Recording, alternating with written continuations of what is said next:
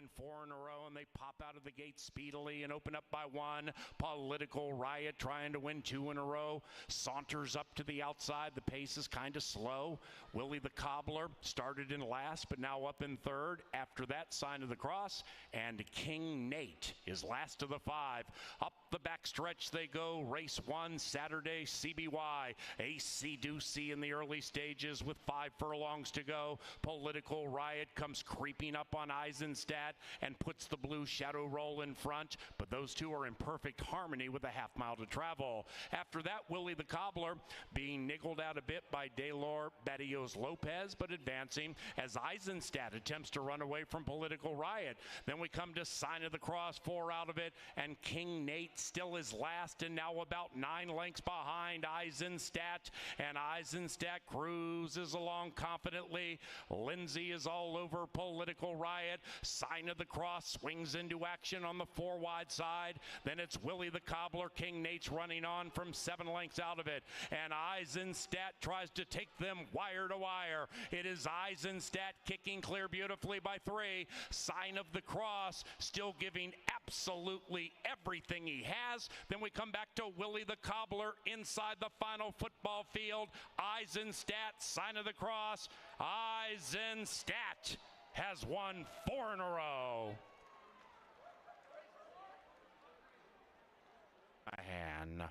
Eisenstadt is owned by Charles Jennings and the winning trainer, Brianna McDaniel.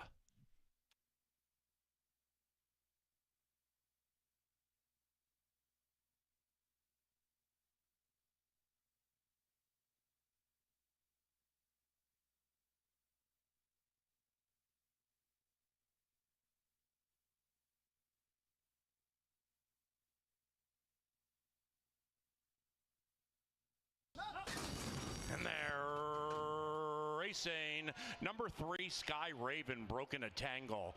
Crescen's Lil Charm has the best speed of them all, and Crescen's Lil Charm boots clear by 2. Tactical Express is next. Then we come to Adios Muchachas, a bit wide and 3 from the front, but advancing. Sky Raven is 4 out of it. The one in last, the Wyoming Steam. My Little Gypsy off the far turn. Crescen's Lil Charm still by 2.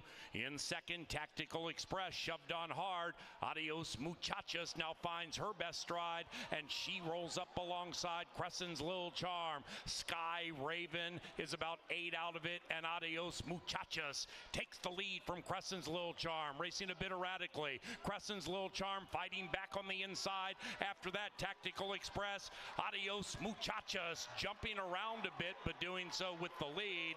Adios Muchachas. Adios Muchachas, indeed. The winning owners, Mike Hellendrung and Tim Padilla. The winning trainer, Tim Padilla.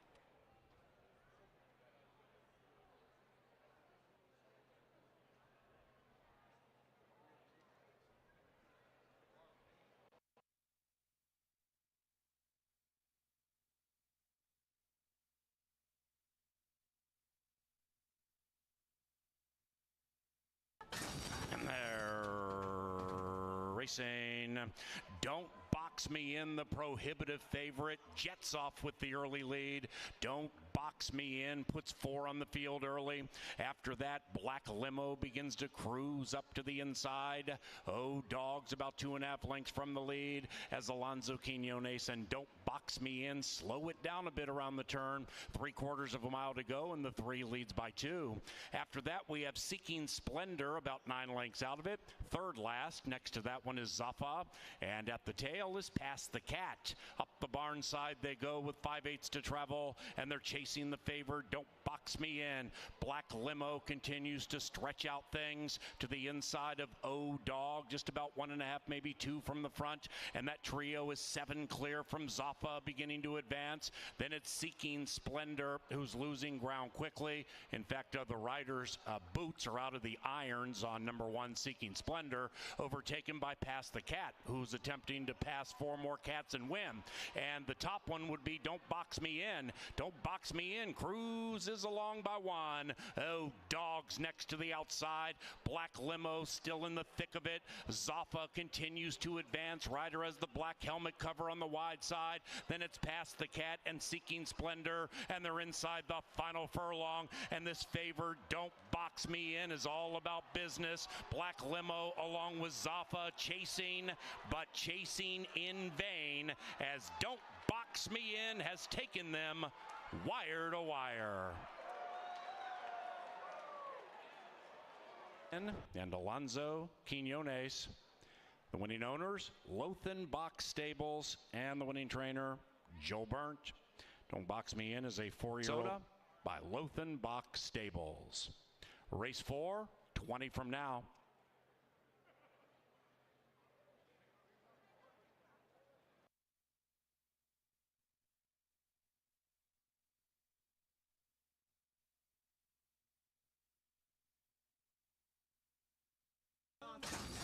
And they're racing.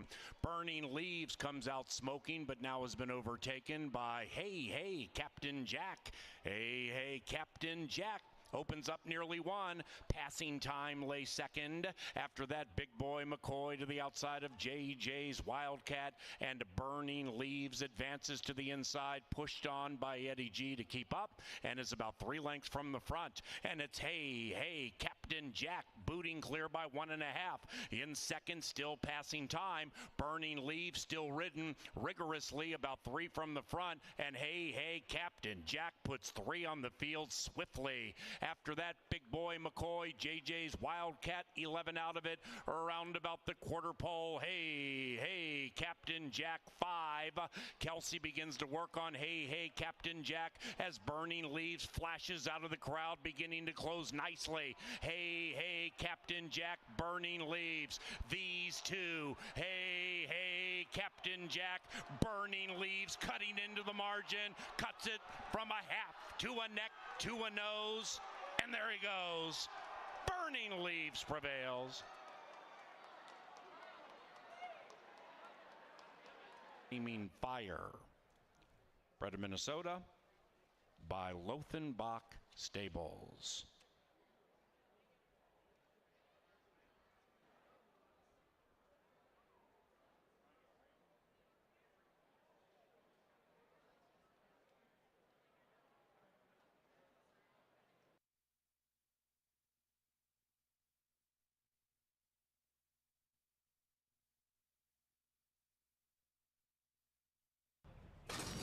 And they're racing. Marvelous Thunder out marvelously on the inside. Likewise for the bookender, Released. And now between them, Optimal Courage flashes big time early speed. And several of them are kicking on in search of the lead. One of them is Minnesotan Mr. Banjo Man to the inside. Mr. Banjo Man revs up and joins the leaders. After that, Hi-Ya, Hi-Ya, very wide but also in contention. Channel 1, 3.5, 4 lengths out of it, right next to Marvelous Thunder. And Ranger Gus in his turf debut, way out of it, Mr. Banjo Man. Might lead it by an inch. Next to that one, Optimal Courage. Outside of that, Happy Hour Bobby. Between them, Channel 1, Marvelous Thunder, Resurgent to the inside. Then it's Released on the far outside. Channel 1, Marvelous Thunder. And between them, Optimal Courage. Channel 1 with Marvelous Thunder. Channel 1 has channeled a victory. The winning owners, Joel Hunsberger and Black Oak Farm, and the winning trainer, Tanner Tracy. A 6 courtesy of the Minnesota Lottery and Quick Trip, along with QuickTrip.com.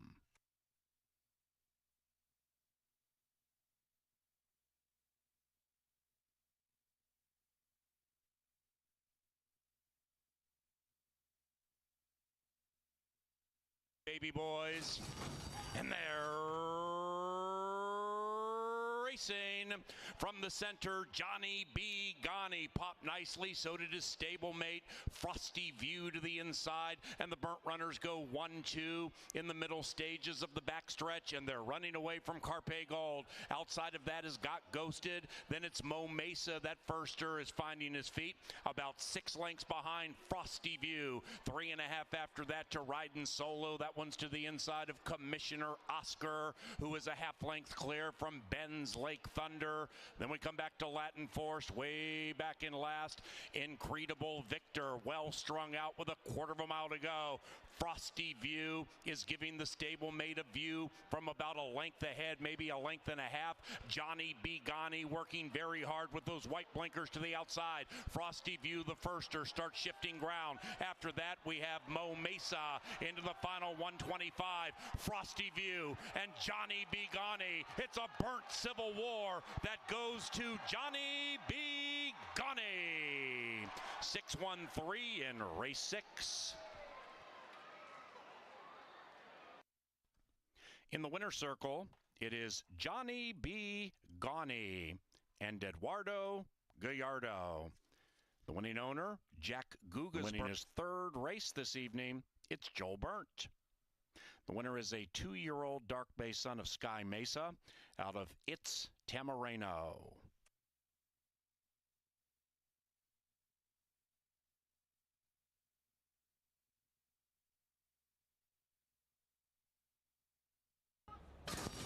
And they're racing.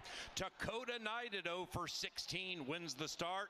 Cat on the Prowl comes purring through on the inside. And now outside of that, Imagine Dragon is battling for the lead. We have 3 astern around the turn. And Prestigiously Wild makes it a line of 4 as they come to the 6 furlong mark with 3/4 of a mile to go. The top 4 separated by about 1.5. Total Surprise, the favorite, is sneaking through to the inside to be 3 out of it to the inside of Red's Mr. Z. They're about 5-6 clear from Found Jordan, who's attempting to run away from Causeway Surprise. After that, back in last is Who Does It Better. 11 from front to back, and we have a 2-pronged pace battle into the far turn. It is Dakota Knight to the outside of Cat on the Prowl. Right behind them is Total Surprise, beginning to angle to the outside to make it a line of 3. And behind them, Found Jordan is looking decent, about 3 lengths from the front and 1.5 clear from Causeway Surprise. Those 5 are separated by 5, and they have a 1/4 of a mile to go. Total Surprise, the favorite, is taking the lead by a neck, and to the inside, Dakota Knight continues to fight on. Cat on the Prowl is doing the moonwalk. Found Jordan is finding stride to the outside, and now they're in the final furlong. It is Dakota Knight. Outside of that, Found Jordan is looking to find money. Total Surprise between them. Cat on the Prowl resurgent to the inside. Total Surprise grinds out a victory. 7-2-1 in race 7. Bay son of Distorted Humor out of Ambusher, bred in Minnesota by Lothenbach Stables. The 8th is our final live race. No scratches, no rider changes. To the gate about 20 minutes from now.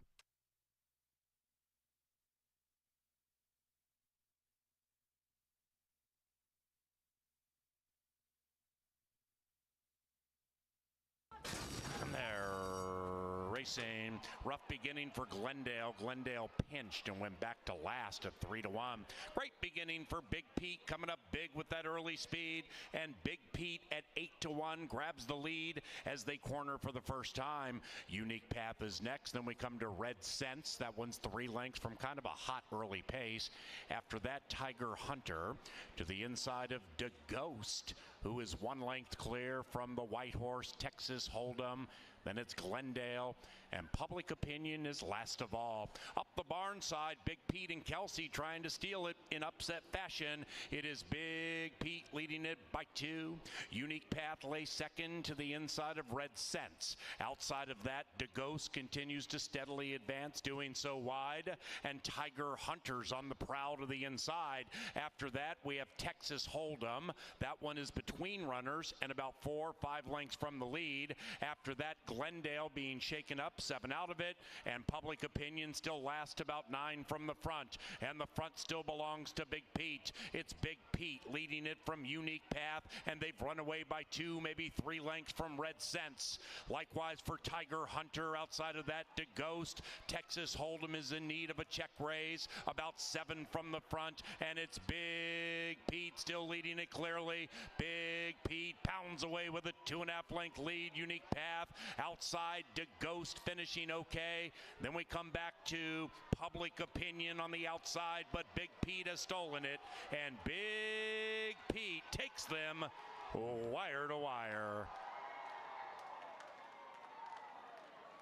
Racing resumes tomorrow at 1 o'clock.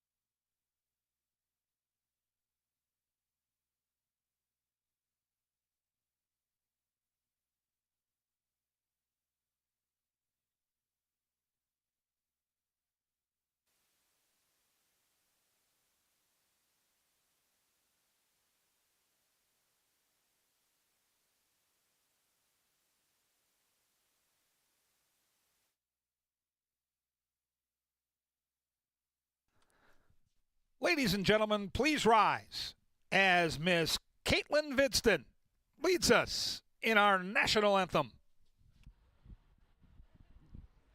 Oh, say, can you see by the dawn's early light what so proudly we hailed at the twilight's last gleaming, whose broad stripes and bright stars through the perilous fight o'er the ramparts we watched were so gallantly streaming, and the rocket's red glare, the bombs bursting in air, gave proof through the night that our flag was still there.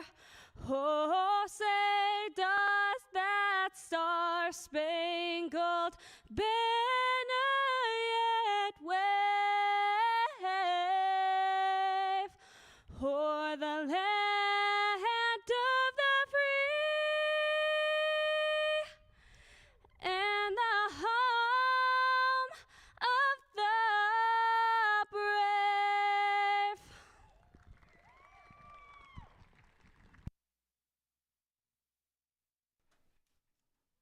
Good afternoon. Happy Sunday, everybody, and welcome to racing from beautiful Canterbury Park, where the main track is fast and the turf course listed at firm. If you open up your programs, we'll go over the changes on today's 7-race card.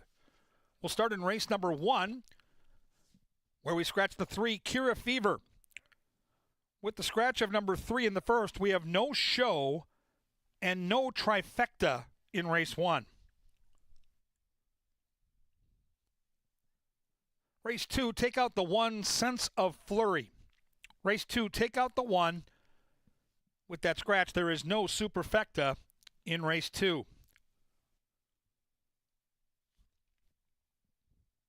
Onward to race 3, take out the 1 horse in the third race, Adair County. Race 3, scratch the 1.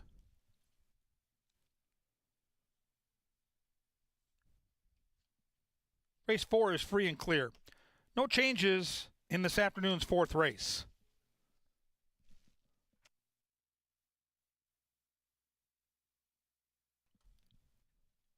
Up to race 5. Takeout number 2, Marinara Sauced. Race 5, takeout 2. On to race 6, where we scratch number 1, 8 straight. Race 6, scratch 1, 8 straight. And in the lucky last, race number 7, take out the 6, It's Bob's Business, and the 8, Mr. Muldoon. Race 7, take out 6 and 8. We're fast and firm. Up next, Jeff Madej, Angela Herman, with everything that's so important going on right now that you need to know at Canterbury Park. All that and more, Kevin. Thank you very much. You're right. We've got a lot going on today here. It's a beautiful Sunday at the park. 7 races. 4 of them are on the turf. The turf is firm. 3 of them on the fast dirt track. Angela, I'm really looking forward. Kevin said that this is possibly one of the greatest races of all He time. has sold this as the greatest race card that we have carded all summer long. He loves it. Well, does love he does. We'll see if these 7 races hold up to Kevin's lofty billing. But Now, yeah, we're running out of race days too, by the way. So now we race this coming Wednesday, and we race Saturday, and then we race Sunday plus a bonus Monday, Labor Day Monday. So that's pretty cool. There's a lot of racing in the coming week, but we're down to our last 7 or 8 days of racing. we are, yeah, and take note of the schedule too, because as we start to lose daylight up here, we want to fit in as much turf racing as we can. And these last few days of the meet, you can see the 9th, 13th, and 16th of September will start at 4 o'clock. We generally get more races at the end of the season, and we want to, again, allow it for as many of them to be on the turf as possible without the lights that we have. So do note that post time change if you're going to join us at the end of the season. And yes, it might be a very steamy Labor Day, but come out and celebrate your holiday with us on Monday, as you don't often get the opportunity to take in the races here on a Monday. No, that'll be a fun day of racing. Now, Fun. let's talk about the things that are coming up. And one of those is the Taste of Canterbury with charcuterie. Yes. We got a little taste of that last night, kind of teasing up to this one. They've been a big success, those Taste of Canterbury events. And even though they've had much different pairings throughout, I mean, a little something for everybody, this is the one that kind of makes you think, I would say, racetrack or maybe the clubhouse the most. Cocktails and charcuterie. It's very much going to be kind of an appetizer to the whole thing as it starts off the day, September 2nd. And then you get a full racing card after that. You can, stay up there if you want, stay in the clubhouse if it's warm out, or you can go out and explore the rest of the day. But it's a nice way to complement and get a little something different out of your day here at Canterbury. No, you're right. These events have sold out. So you want to go to canterburypark.com/tickets, I think, it's tickets.canterburypark.com. Or canterburypark.com/events. They have sold out these, so you want to jump in and get involved. But charcuterie, we've kind of Americanized it. It's basically preserved meats. It's salami, or it's okay. If you hear Jeff say beef jerky anywhere, yeah, I was told it's not beef jerky. But now, in America, we've added cheese and berries and nuts and other all kinds of good stuff. So, I think it'll be pretty cool. Plus, I looked at the menu. They've got some other things that are not charcuterie, like some bites, like some pizza bites and things like that. Also, some music. I can't remember the performer's name, but he's going to channel Stevie Wonder, Donny Hathaway, and others. Probably some Sam Cooke as well, I would guess. So I think that'll be pretty cool. It's quite a show. It all takes place up in the Triple Crown Ballroom, but you've got live racing going on as well. Yeah. Now, Mouse is anxious to get to Best in Show. That's on Sunday. Another of Kevin's favorite days. Yeah, all the dogs, all your favorite dogs are coming back. Basset Hounds, Corgis, Bulldogs, Wiener Dogs, Bulldogs. Yeah. All 4 breeds come back and they all run against each other, and it's something to see. It is something to see, yeah. You see the first heats of all the individual breeds as they have their own special days, aside from the Best in Show, but getting them all together somehow seems to be even more chaos than having a full group of all the same breed. It's too funny to describe in words. You just have to see it for yourself, because it's a fairly new thing, putting all the breeds up against each other. But sometimes they'll surprise you, not only with the results, but with their antics along the way, trips to the turf course and whatnot. You're right. It's good, and it's drawn a lot of people, and it also introduces people to the racetrack that might not otherwise be here, which I think is cool. That's one of the cool things about it, is you get people here, they come to the races, they say, well, this is actually a lot of fun. Horse racing is a lot of fun, Yeah. and they might come back when there's not a dog race. I think, that's yeah. a success. Canterbury in general usually is not what people expect when they first walk in the door. And hopefully we leave with a positive experience and something that you didn't expect and come back for something different in the future, because there's lots of different opportunity for that, including concerts. Concerts at the Park concludes on September 8th with a performance by country superstar Randy Houser. I know you're quite familiar with him. You've been quizzing people all summer, giving away tickets. I've been doing my research on Randy Houser. It should be a good show. It's a cool setting down in what we call the Canterbury Amphitheater, which is at the end of the grandstand. You can see the stage down there now, but the acoustics have been, and this is our third year, I believe, of concerts, surprisingly good. I doubted it 3 years ago, but I'll tell you, I've been to every one of these concerts, and I stay as long as I can. The audio is really, really good. So if you're a country music fan, there's tickets available, a lot of different seating options. Check that one out. And again, tickets.canterburypark.com to get that. But after that, the day after that, if Randy Houser is not enough, your favorite day of racing, Festival of Champions. Yes, it is the showcase of the very best the Minnesota Breds have to offer, and it opens things up from some of the days that we've had earlier in the season. Now, Jeff and I have teased this before in getting to these Minnesota Bred stakes. Sometimes there's only one race or the other for, say, 3-year-olds, or there's just a long dirt race for the older horses. There might just be along the way one thing that they have to go into that might not be their forte. Well, the Festival of Champions is where the Minnesota Breds can generally find their forte, because the options open up as far as where they can run. You get the 3-year-olds that are going to go against the older horses. You're going to get more turf races and more categories of races all put together for these very special runners. So yes, Festival Day is very much one of my favorites, and they're the horses that you get to follow over the years if you're a local here and really get to know and love. There are nominations are out now. They just were released today. You can find them on the website. If you go to canterburypark.com, just scroll to the bottom and hit Horse Person's Resources. You'll find the stakes schedule, which includes the nominations. And all your favorites are in there. Plus, there's a steamer from Carrie Raven. Carrie Raven, who was here last year as a trainer, had been for a number of years, stayed out on the East Coast. She's got a filly that won at, I believe, at Delaware, that she said she is shipping over here for Festival. Sweet. So yeah, with I saw a little bit of her in Florida this year. The debutante. So that could be cool. It should be a lot of fun. Right. All right, back to today. We've got the MTA yearling sale going on this afternoon. After the races out in the Expo Center, there'll be 32 yearlings.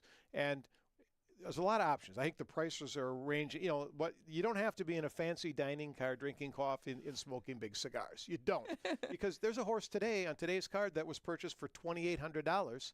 Out of that sale a couple of years back, it's run out more than $60,000. So ready to run away.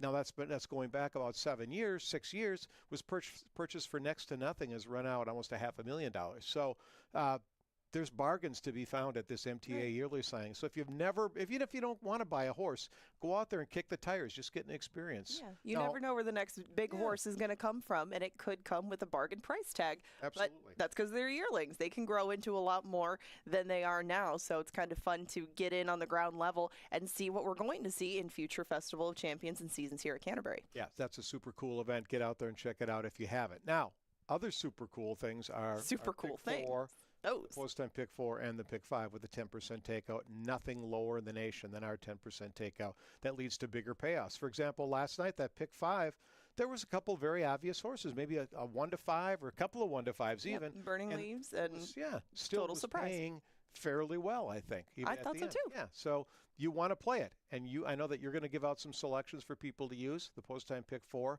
Kevin will give that one out. Inexpensive plays that could pay hundreds, sometimes thousands. Sometimes thousands. But to get all the info, get the winners, put those tickets together, and leave with the cash, you might want to stay tuned for KFAN Today at the Races.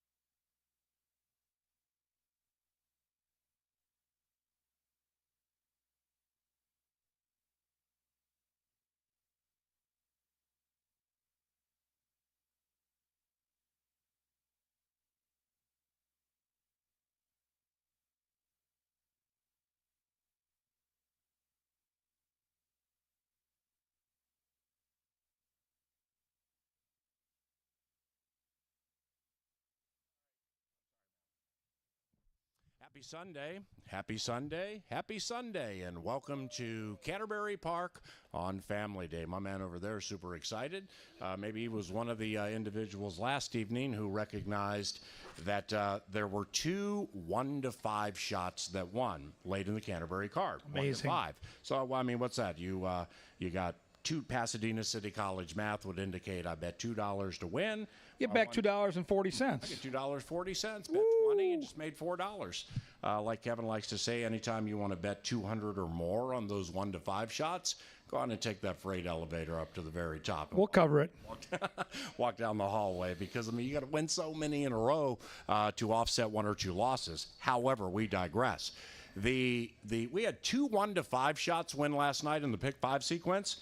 And the 50-cent pick 5, if you extrapolate it to $1, it was basically 2,000 to 1, 1,900 to 1. Paid $900 for 50 cents. Unbelievable. With 2 super heavy favorites that everybody in the world could look at and say, yeah, they're probably going to win. Yeah, those are the only ones that we need in those races. Kevin Gorg, Paul Allen, today at the races. Welcome. How did that happen? Well, a couple reasons. I think both those horses, most likely, if you looked at the way the wagering was going in the pick 3s and the doubles, probably would have been closer to 3 or 4 to 5 horses. But both horses were owned by Bob Lothenbach, and Bob bets his horses. And I love that Bob bets his horses because they don't all win. So the other horse's value goes up. They both won. They both got bet, I think, by Bob and the barn, and they're 1-to-5. And the other factor is that the races that had some wide open playability to them in the middle, both were 6-to-1 shots that you could find that won, and then in the last race... Well, you picked Johnny Bigani or whatever. And T-Pop had them both. Remember, she was 7 for 7 going to the last race. It's never happened. It would have been Canterbury Park and Downs Immortality. Yeah.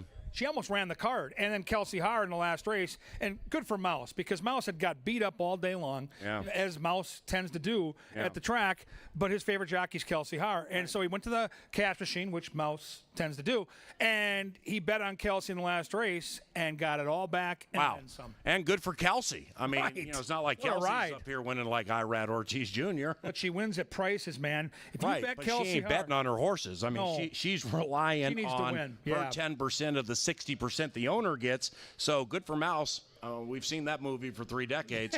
Good for Kelsey. Yes. And Kelsey on a speed horse. I mean, may God be with you if you go against that thing. You know what I mean? She did a good job. She did a great job. She got the front. There were a bunch of speed horses on paper. She was the best speed. She discouraged them early, rationed that speed brilliantly. 8-to-1 later, you've got this pick 5 with 2 1-to-5s that paid nearly $1,000. That's the 10% takeout. That's why we love to play the pick 5. Yeah, we will share and or preach this every single week, at least when Kevin and I are in these spots. If you don't know how to read the racing form, if you have no idea what the hieroglyphics of the past performances look like, that's fine. It behooves you to play the first pick 4 of the day, the post-time pick 4, races 1, 2, 3, and 4. Starts at 50 cents. Got to have the winners of each of the races. And the pick 5. What's that begin today? Race 3? Race 3. Yep, 50-cent pick 5. You use 1 horse in each race. It costs 50 cents, but you can open it up and use 2, 3, 4 horses in one spot. You can use 1 horse in another, and whether it's names, favorite jockeys, favorite colors, whatever, it behooves you to play this for the very reason we just shared. 2 super obvious favorites, one in the pick 5 yesterday, and it paid $1,000 for 50 cents. So, I mean, even if it's just $12, just give it a try. We know what we're talking about here. The first race begins that post-time pick 4. It's only 50 cents. Sadly, a scratch. That's with some of these 6 and 7 horse fields, 5, 6, and 7 horse fields, it just takes 1 scratch to eliminate your trifecta, show, or superfecta. Doing the best we can up in here. The turf is firm. The rail's at 15. Scratch number 3. We're relegated to 4. I went with number 5, Zen, the Irish. I got Bridgie on the turf. And with Jermaine Bridgman, who has the highest turf winning percentage at Canterbury for the amount of horses he's ridden, and quite honestly, it's not close. He won yesterday with a horse named Channel One. Perfect ride. Just doesn't get in trouble. Sometimes I think Jermaine will show off a little bit because he is so good on the turf. He'll be too far back thinking I got him anytime, and then he comes up short. When that same horse runs the next time, he ain't that far back. He's closer, and he does get him that time. So Bridgie in the blind on the turf is almost a thing. I'm going to go 5-1-2, 5-1-2. Yeah, this is a race where I was confused because it's a small field, and I don't know how the pace is going to shake out. And I think this is a fairly significant scratch because now it does kind of appear like the 4 might be loose on the lead. The problem I have with the 4, and Jay Litza and Angela both have the horse, and they're both great handicappers. We haven't seen this horse since July the 13th. I see no workouts. I see no races, and we're at the end of August here. And we're on a drop. So, again, 4 could be long gone in the front. She is lone speed on paper. But I went to what I know, and I know 6th Street right now is sharp and is running. This is our 3rd start in August, so this horse is doing very well for a trainer that wins at 20%, and I get the Q in the saddle. So I'm going to go 1, 5, and 4, but I'm going to tell you, this is not a race where I think you can just try to single somebody and move along. I think it's got some playability to it. The second race, scratch number 1, Sense of Flurry. Scratch number 1, Sense of Flurry. 1 of 2 in the race, trained by Joel Burnt. We can speculate, by the way, no superfecta wagering. Maybe scratch number 1, Sense of Flurry, because he didn't think the filly could beat number 2 like Fine Wine. I got no idea. I ended up taking number 6, Pat's Gal. I happen to like this horse a fair amount in upset fashion. Who do you like? I was torn between the outside 2, the 5 and the 6, because of their speed. And, you look at this race, and it's a smaller field. They're going a mile and 70. I think like last night's nightcap, if somebody can secure the lead and open up here, they're going to be tough to beat. And I think it's one of our 2 horses. Same. I've got the 5 on top, but I think it's one of those outside 2 horses who ends up getting that lead and discouraging the others around the far turn. I go 5, 4, and 6. I think the 5 is loose. Yeah, the 5 could be loose. This distance at a mile 70, you don't have a lot of experience at a mile 70 with a lot of these horses. Number 4, Balimos, is 1 for 1 at the distance. Lindy Wade rides that one. But with Pat's Gal, I like Pat's Gal at this distance better than I like the 5 Perfect Moon at this distance. That's what it really came down to me, because the track is favoring speed. It generally does, but it's pretty significant right now, in my opinion, where if you jump out to the early lead in these smaller fields, it's just very, very difficult to find somebody from 5, 6, 7 out of it in these small fields. Kevin made a great point earlier, and I've heard him say it on Today at the Races before. These smaller fields can jack with the pace. What's going on there, little brother? You guys look wonderful today. So Pat's Gal at this distance, and the fact that Pat's Gal did just run 3rd but was beaten by 11, final time there, 18-3. Not terrible for 5 claimers. I think Pat's Gal is going to get the perfect trip, so I'm going to take that one on top and bet that one to win. And I think Kelsey might be on the early lead or near it. 6-1-4. 6-1-4 here. Race number 3. This begins at 50-cent pick 5. Play that 50-cent pick 5 because of that nation low 10% takeout. It has gone to bearing fruit the entire season, including last night. 2-1 to 5 shots win in the pick 5. 50 cents still get you $900. Scratch number 1, Adair County. Kevin Gorg, side ice analyst for Bally Sports North, working with the Minnesota Wild. I mean, is there a better race for you this season? Kirill the Thrill is number 3, and Kaprizov is number 6. What are you going to do? Well, if I was true to my team, I'd probably box those 2 in an exact. I am going to single Kirill the Thrill in my pick 4 and my pick 5. I really like this horse a lot. Anytime you see a good trainer like Mac Robertson watch a horse debut on one surface and run pretty well and then switch surfaces, I'm all in. I think this is very significant. They put the hood on. They stretch the horse out. He's bred to handle the distance. I love extreme racing, and that's stable. So, yeah, I'm going to trust Gallardo and Mac here with the hood.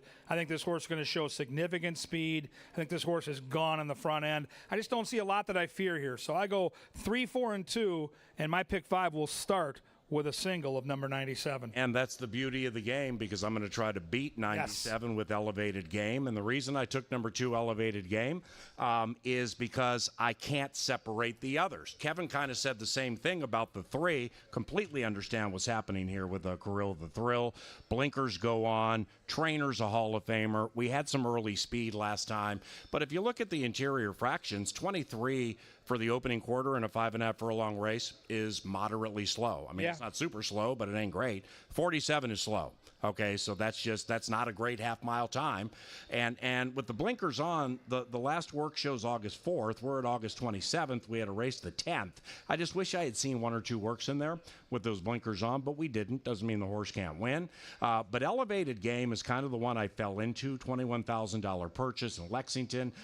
Rosine is generally a high percentage trainer. And if you look at the trainer stats at the bottom, there's nothing really about which to brag. I like the workout pattern here. So I'm going to take a stab with an Elevated Game. 2, 3, 4 for me. I just can't really find a lot that I really, really like. Rosine has 2 in here. One has experience, the other doesn't, so I'll pick that one third. But hopefully your single gets home. I will be using the 3 in my pick 5, but I'm gonna have 3 horses total in here. Race number 4, middle of the card. Second part of the card, that is. Fast main track, beginning the second pick 4. The first of our 2 pick 4s, by far the best one to play.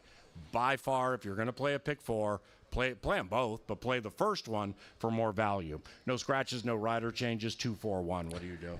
Yeah, I like the 5. I like Warrior Boss. I think this horse may be in need of a class drop after a couple of dull fifth-place finishes. But let's face it, this horse has been seeing much, much tougher competition. We get a nice workout, a nice breeze for Joel Burnt. By the way, the trainer only won damn near every race last night, so he's on fire. Did he get 4? I think he got 4 at the end. Yeah, he could have won more, actually. But, yeah, I like the 5 here a lot. I'm going to go 5, 3, and 2.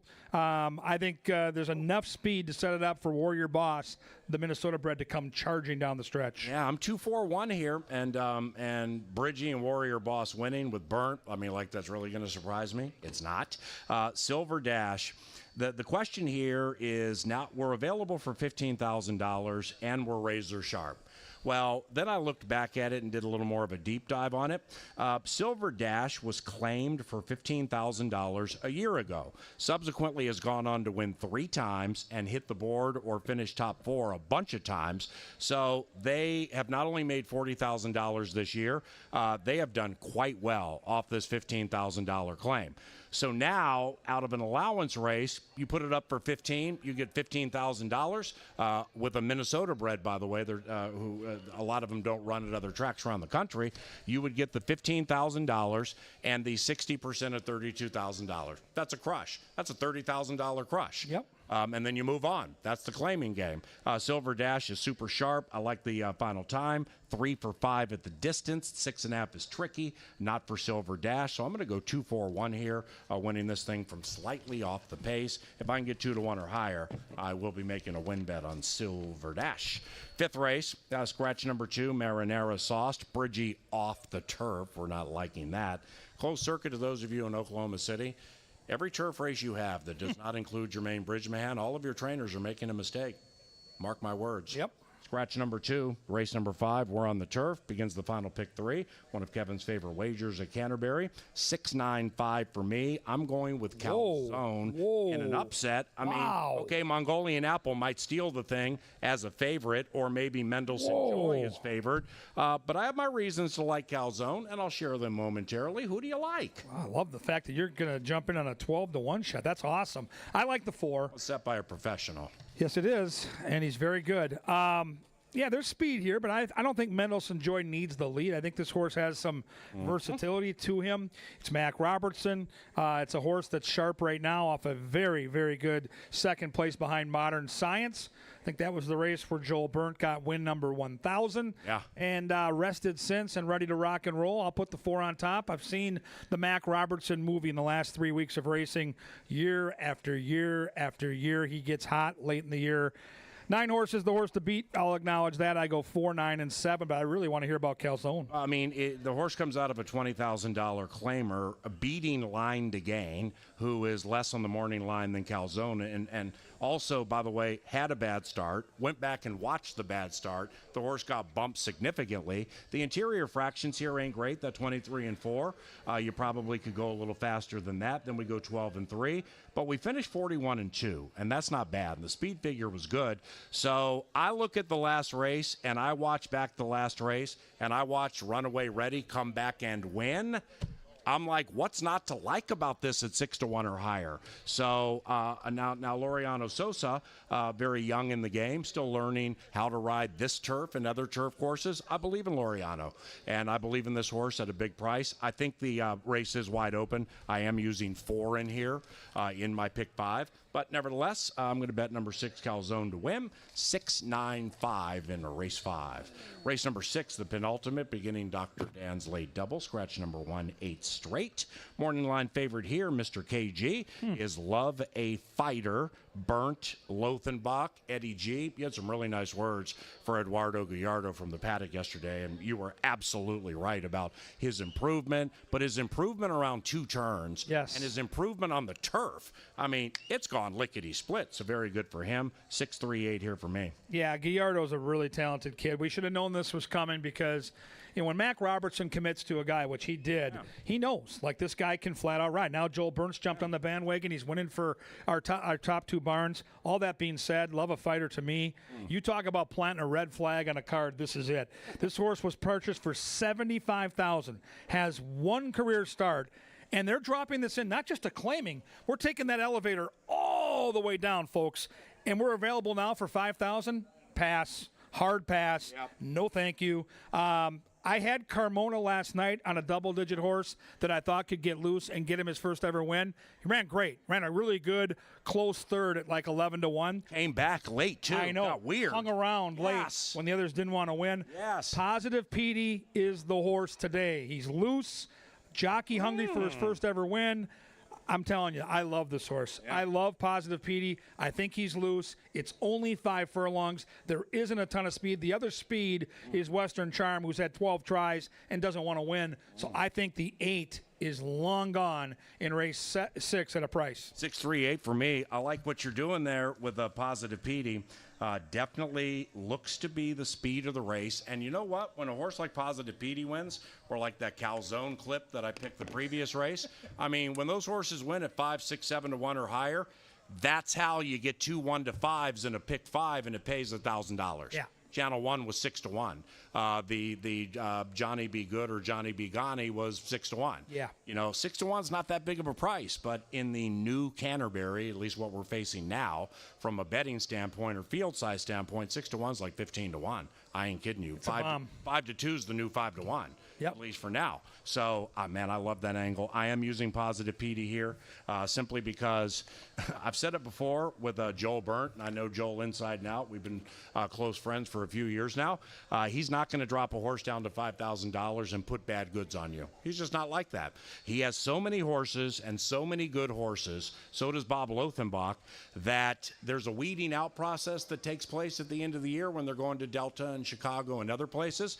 And you know what? If you claim this horse, you're going to probably get a decent horse. Don't know where it'll be able to run after here or for what level, but there's nothing nefarious taking place here, but it is suspicious. Yeah. It looks too good to be true. And generally speaking, in horse racing, that doesn't win. I'm still going to take it on top because I just can't figure out what to do around it. But I am using 6-8 for sure in my pick 5. Man, you sold me on Positive Petey. Love him. Love the horse. I sold you on Calzone. You did. You like Calzones? I love Calzones, just like George Costanza. I'm all about the Calzone. I am George Costanza. Let's dive in and be George Costanza. George is getting not hungry. Milton Berle. We're George Costanza, not Milton Berle. It was Milton Berle, old schoolers, who once said the racetrack is the only place the windows wash the people. We are here to turn that frown upside down with horse walks into a bar. Why the long face? 2 nuns and a goat got off a train in Cleveland. Excuse me? Scratch number 6 and 8. Number 6 and 8 out of race 7. Cool race here. 7-9-1 for me. Bridgie. It's Bridgie on the turf. It's almost Bridgie in the blind on the turf. Why wouldn't I? Yeah. 7-9-1. I see the 7, man. That barn is so good off a win. Bridgie. 34% off a win for the barn. Bridgie on the turf. 7's a must-use. And frankly, so is 2. Freddie J. These Chicago shippers from their turf racing come in, and they've been really good. So don't sleep on Freddie J. All that being said, I'm going to fall into Coffee Caliente with your guy, Salt of the Earth. Fast. Cody Rosine, nice horse, in good form. Bad trip last time where he got blocked in the stretch. I didn't take Salt in this top 3, just shut him right out into Sunday night.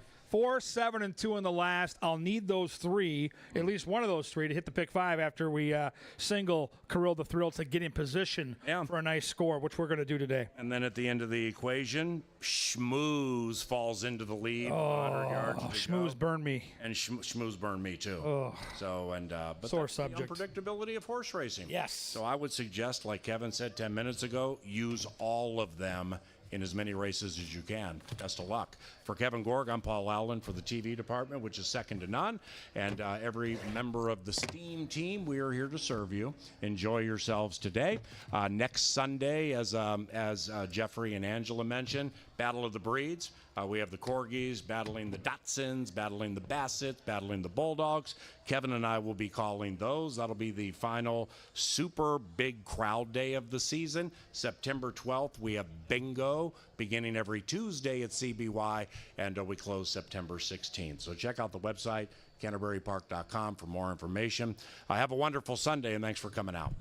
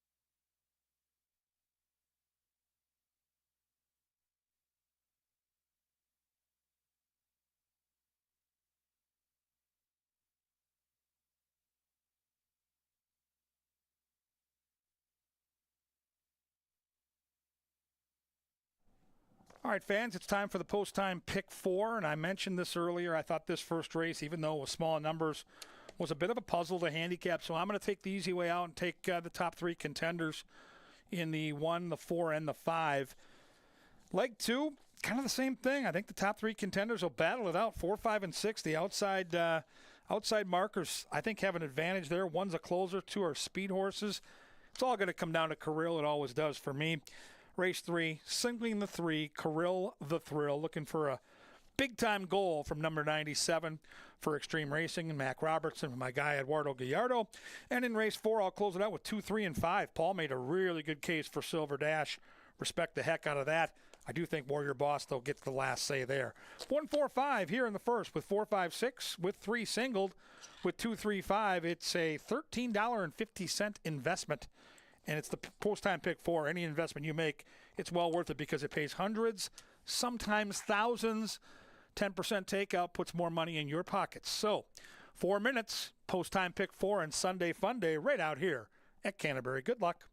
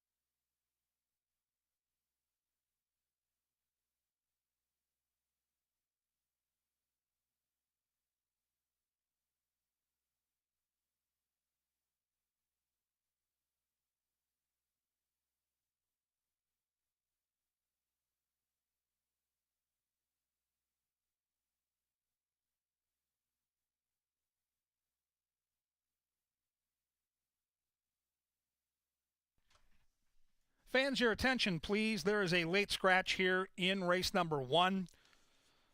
By advice of the stewards here at Canterbury, take out number 2, Lady Claire. Lady Claire now scratched in the first race. What this means is this: all bets on Lady Claire are refundable, but all place bets in this race are also now refundable because there's no place betting in a 3-horse field. So all place bets fully refundable. All bets on number 2, Lady Claire, fully refundable. If you don't get your pick 4 ticket back and switched in time, if you have this horse in your pick 4 and have that ticket, you'll immediately get the off favorite with that part of your ticket. Race number 1, scratch the 2, Lady Claire. No place bets allowed here. Full refunds available.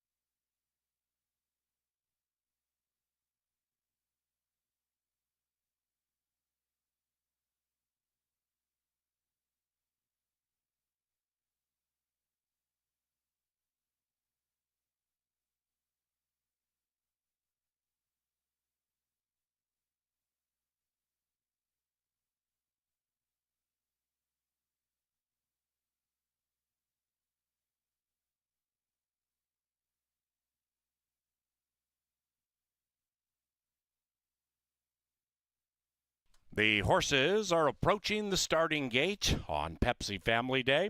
Also, thanks to Quick Trip for Sunday sponsorship. We have pony rides, face painting, and kids crafts today. After the 7th, the kids get to race on the dirt track. We thank Apple Autos, Ashley Home Store, Continental Diamond, and Jim Beam for spring and summer sponsorship. The featured groups today include Ceridian and ABC Supply Company. And the first is provided by Loeffler and Think Minnesota Realty. 3 of them for you to begin festivities, and the post-time pick 4.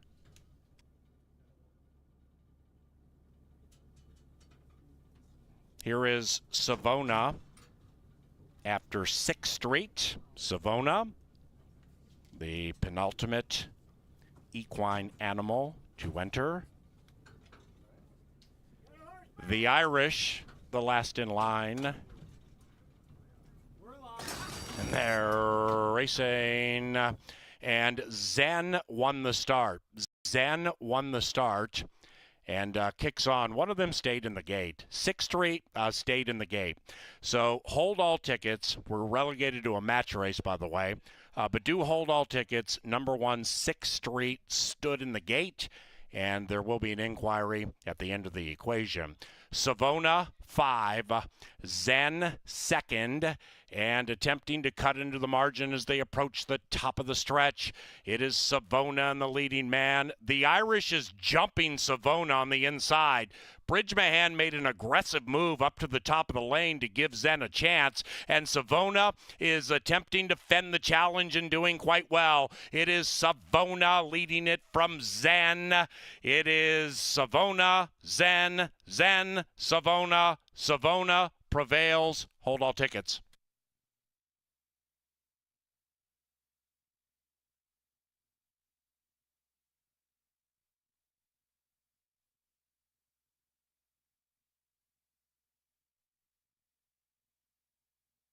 Steward's inquiry into the start of race number 1, specifically number 1, 6th Street. Please hold all tickets.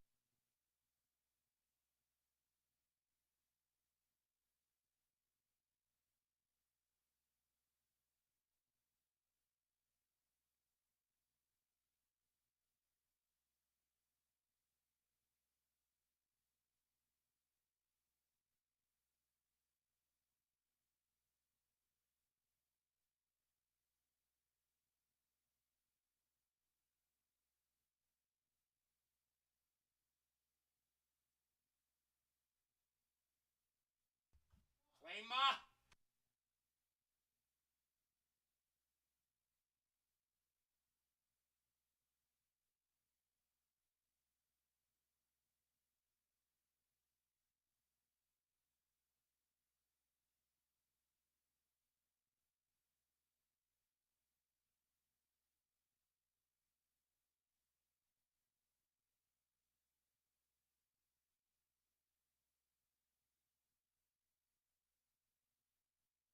Number 5, Zen, was claimed for $10,000.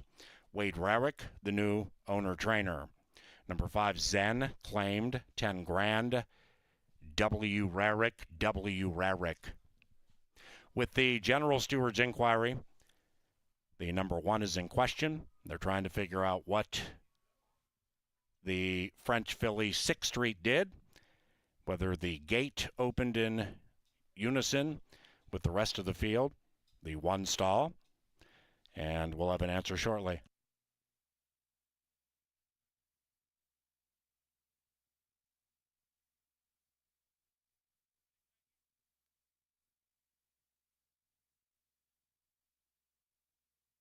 No change, no refunds. You take a peek at the steward's angles of race number 1, and you'll see the starting gate for number 1, 6th Street, that stall, opened in unison with 4 and 5. The assistant starter did his job. Number 1, 6th Street, just refused to race. So see, gate opens, starter does his job, 6th Street just stood there. Official shortly.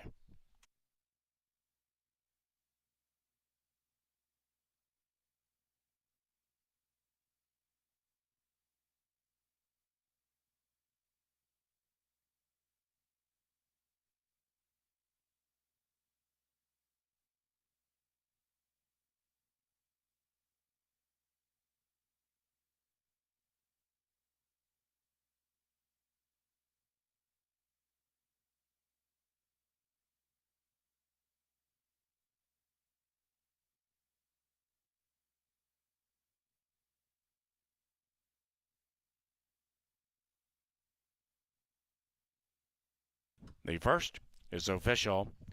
A reminder, number 2, Lady Claire, was a late scratch. Post time pick 4 wagers, unless you altered them, went to the favorite, number 1, 6th Street. And there was no place betting in race number 1. So if you made a place bet, those are all refundable. The second race is on a fast main track. Scratch number 1, Sense of Flurry. No superfecta wagering in race number 2. And this one is courtesy of Apple Autos, the official vehicle supplier to Canterbury Park.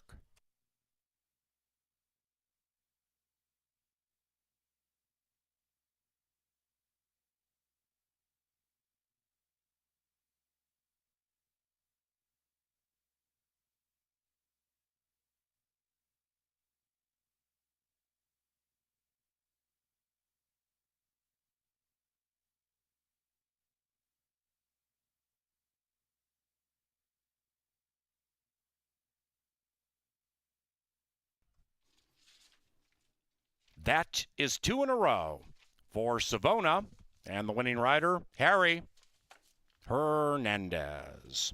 Savona is owned by Triple AAA Ranch and the winning trainer, Ryan Kenny.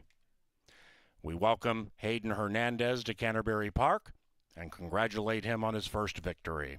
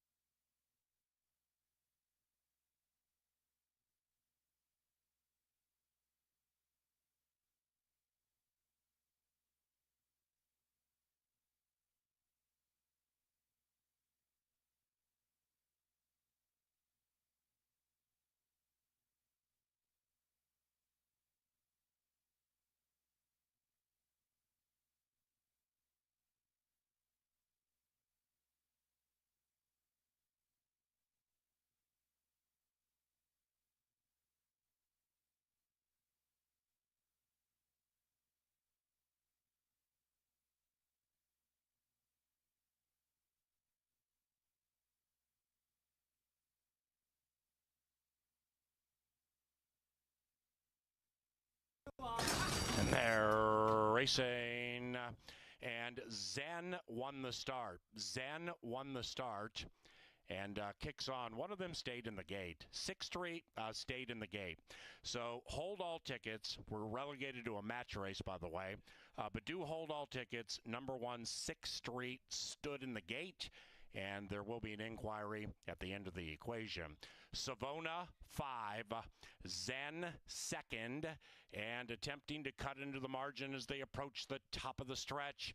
It is Savona and the leading man. The Irish is jumping Savona on the inside. Bridgemahan made an aggressive move up to the top of the lane to give Zen a chance. And Savona is attempting to fend the challenge and doing quite well. It is Savona leading it from Zen. It is Savona, Zen, Zen, Savona. Savona prevails. Hold all tickets.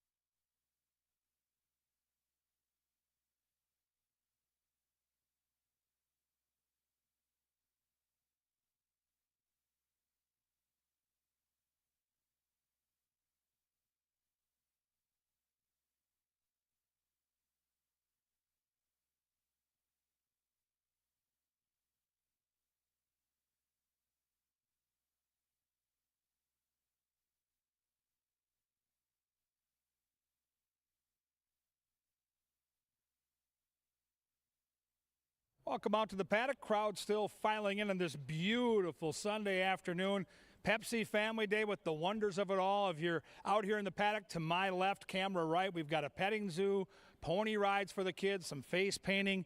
And then after the races wrap up, after race 7, the kids can run on the racetrack where their horses have been running all day long. It's like a 60-yard dash, 2 categories, 7 and under, 8 and older, and the voice of the Vikings, Paul Allen, will call those races.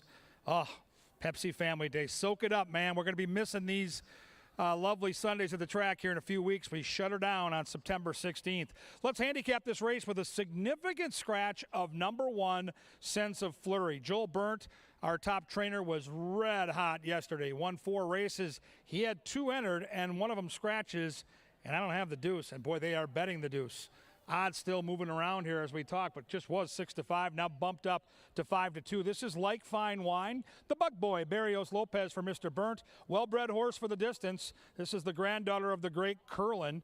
And this horse goes from turf back to dirt, has some stalking speed, looks good down here in the walking ring for that red-hot barn at 5-2. Number 3 is Voodoo Fire. Vic Hansen, the conditioner. Carlos Ulloa, the pilot. A lot of horses stretching out, going longer here in a route race off some sprints. So it's a handicapping puzzle to figure out which of these horses will handle the distance. This horse, like the 2, is bred for it. I think better on the dirt than the turf. Those 5th place finishes on the turf don't really bother me. I think this horse is better on the dirt. I think Voodoo Fire should improve, and 9-2 is our price. Number 4 is Ballymos. Ballymos, trained by Cody Rosine, ridden by Salt of the Earth, Lindy Wade. What a heartbreaking loss last time. This horse came charging, I mean flying down the stretch, way back, turning for home to miss by a neck against Sense of Flurry, the one who would have been the heavy favorite. By that alone, the 4 merits a long, long look. Co-favored here at 2-1. I was looking for speed. I wanted the lead in the race. We'll see. I think the outside 2 horses have the best early lick. I'm going to try the 5. I'm going to try Perfect Moon. It's in lukewarm fashion, but here's my angle. The barn is really good turf to dirt. They're 22% winners when they move from the turf to the dirt. She exits some fast races, and I think she can get the lead if Mr. Barajas is so inclined. The horse next door is very fast as well, but I think Kelsey's horse has the capabilities to sit, press, and pounce. Paul Allen loves this 6, by the way. I see the angle, too. Both get good trips here. Both are fair prices. I'll try the 5. I respect the 6. Kelsey with an awesome ride in the nightcap last night at 8-1. So keep that in mind. Race 2. Mile and 70 yards, and it's time to talk about the First Bet app. We do it every day to remind you, if you don't like the lines that sometimes can creep up when you're betting here, you can put the app on your phone. It's the First Bet app. You can deposit money to start your race day. You can bet on your phone without leaving your seat all day long. When you win, take that money right out, put it in your bank, you're all set. It's the First Bet app. It's the preferred app of all the Sharpies here at Canterbury Park. Try the First Bet app. Bet race 2. Because the girls are going to the track, and race 2 is coming up and coming at you next.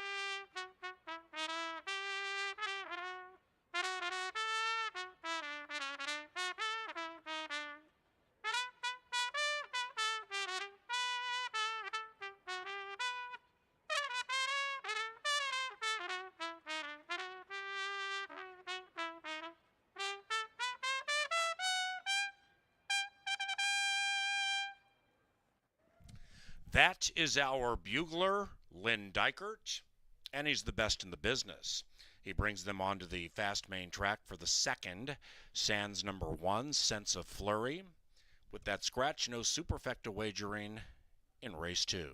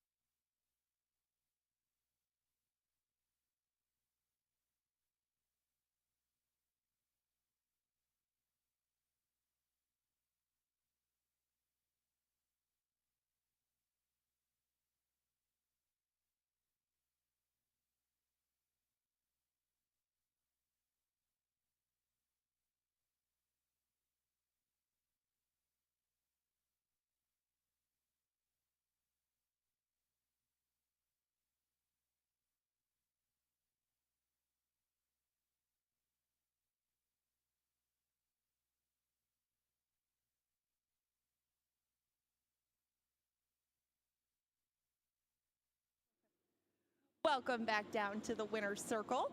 It's a Sunday, and we have a lot of dog races usually on Sundays. Today we don't, but next week we've got the best in show. I've been talking with my friend Hank here about dogs, and we want to get him some passes to come to the best in show and get a little ice cream for today. Now, you told me before your favorite breed of dog, right? What is it? Poodle. We don't have poodles racing, but if you guys like corgis, bulldogs, the whole mix with wiener dogs and everything, that is the day for you. That's the best in show. Today, he can win his passes by answering one of the trivia questions that we have today on the board. We're going to turn around and take a look at it. If you can name this one, this is framed, if you can name this movie, you will win some passes to come back and see the best in show. Do you know what this movie featuring a dog is? Up. Is it Up? Of course it's Up. I knew you would know this. You told me you would know this. Now, since you know so much about dogs, what do you think the fastest dog is that's going to be the winner on Best in Show? A greyhound. That would be the correct answer, definitely. We can get some greyhounds in here, but for now, we will give you the ice cream for today. Very good knowledge about Up. And if you want to join us for the Best in Show, get your tickets today at CanterburyPark.com.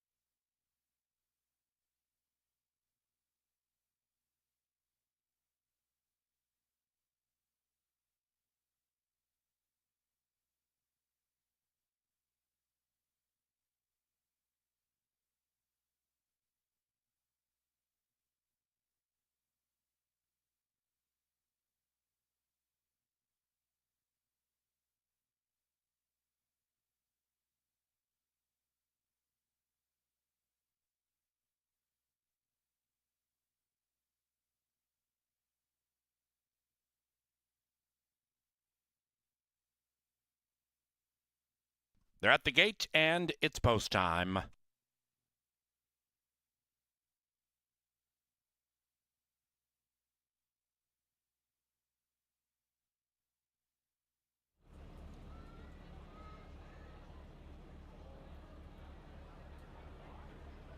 Like Fine Wine,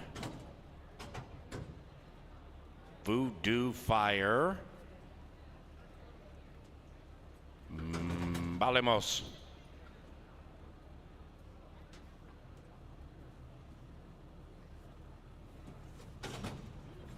Perfect Moon, Patsgal. They come. They're racing. Pat's Gal won the start as Perfect Moon was off a little slowly. Like Fine Wine settles into second, but Pat's Gal is the leading gal, and that lead is 5 as they go around the first turn. Like Fine Wine tries to win 2 in a row, a clear second. Behind that one, a recovering Perfect Moon. Then it's Balymos. That one is now 10 lengths from the front. And Voodoo Fire is in last. The 5 racing single file. And up top, Pat's Gal has it all her own way. And Pat's Gal has built that lead to 7. Like Fine Wine, 5 clear from Perfect Moon, who is 5 clear from Balymos. And after that, Voodoo Fire, a good 17 lengths from the lead, and they're in the middle stages. And Kelsey Haar still has a tight hold on Pat's Gal. That lead is 10 lengths. Pat's Gal is up by 10 on Like Fine Wine. Perfect Moon is being shoved on. Voodoo Fire is beginning to roll in, and Balymos is doing the moonwalk back to last. Off the far turn they go. Pat's Gal's lead is reducing. Pat's Gal still held together. Kelsey Haar just took a peek back looking for competition, and here comes Like Fine Wine, and here comes Perfect Moon. After that, we have Balymos and Voodoo Fire, and Pat's Gal may be in deep water despite that huge lead. Pat's Gal shifting ground, looking for a place to go to bed, and up goes Like Fine Wine. Perfect Moon is flying home on the inside, and after that it is Balymos, Like Fine Wine, Perfect Moon. These two to the line together. Like Fine Wine, good.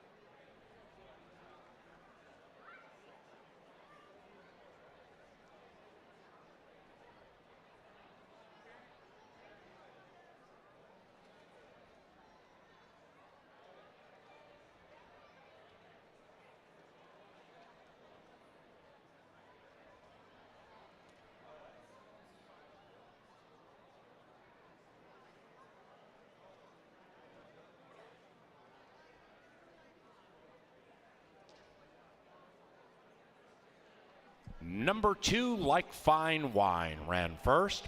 2, 5, 4, 3.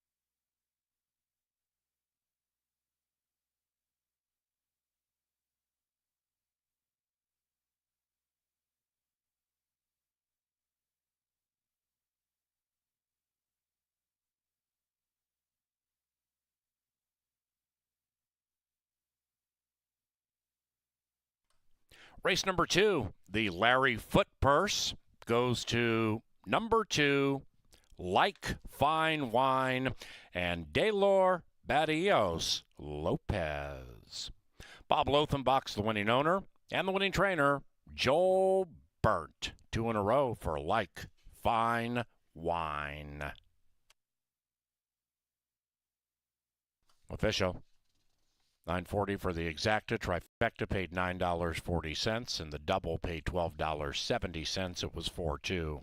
The third race is provided by Busch Light and Ashley Home Store.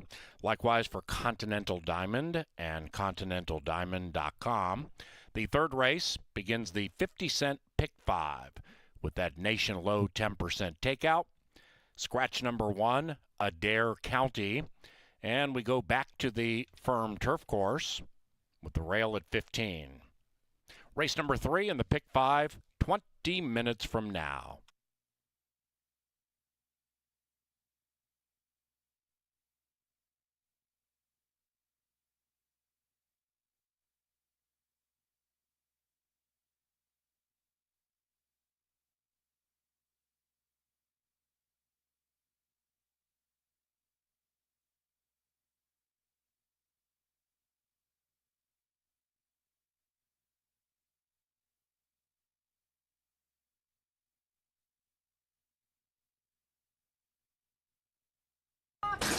They're racing. Pat's Gal won the start as Perfect Moon was off a little slowly. Like Fine Wine settles into second, but Pat's Gal is the leading gal, and that lead is 5 as they go around the first turn. Like Fine Wine tries to win 2 in a row, a clear second. Behind that one, a recovering Perfect Moon. Then it's Ballimos. That one is now 10 lengths from the front. And Voodoo Fire is in last. The 5 racing single file. And up top, Pat's Gal has it all her own way. And Pat's Gal has built that lead to 7. Like Fine Wine, 5 clear from Perfect Moon, who is 5 clear from Ballimos. And after that, Voodoo Fire, a good 17 lengths from the lead, and they're in the middle stages. And Kelsey Haar still has a tight hold on Pat's Gal. That lead is 10 lengths. Pat's Gal is up by 10 on Like Fine Wine. Perfect Moon is being shoved on. Voodoo Fire is beginning to roll in, and Ballimos is doing the moonwalk back to last. Off the far turn they go. Pat's Gal's lead is reducing. Pat's Gal still held together. Kelsey Haar just took a peek back looking for competition, and here comes Like Fine Wine, and here comes Perfect Moon. After that, we have Ballimos and Voodoo Fire, and Pat's Gal may be in deep water despite that huge lead. Pat's Gal shifting ground, looking for a place to go to bed, and up goes Like Fine Wine. Perfect Moon is flying home on the inside, and after that it is Ballimos, Like Fine Wine, Perfect Moon. These two to the line together. Like Fine Wine, good.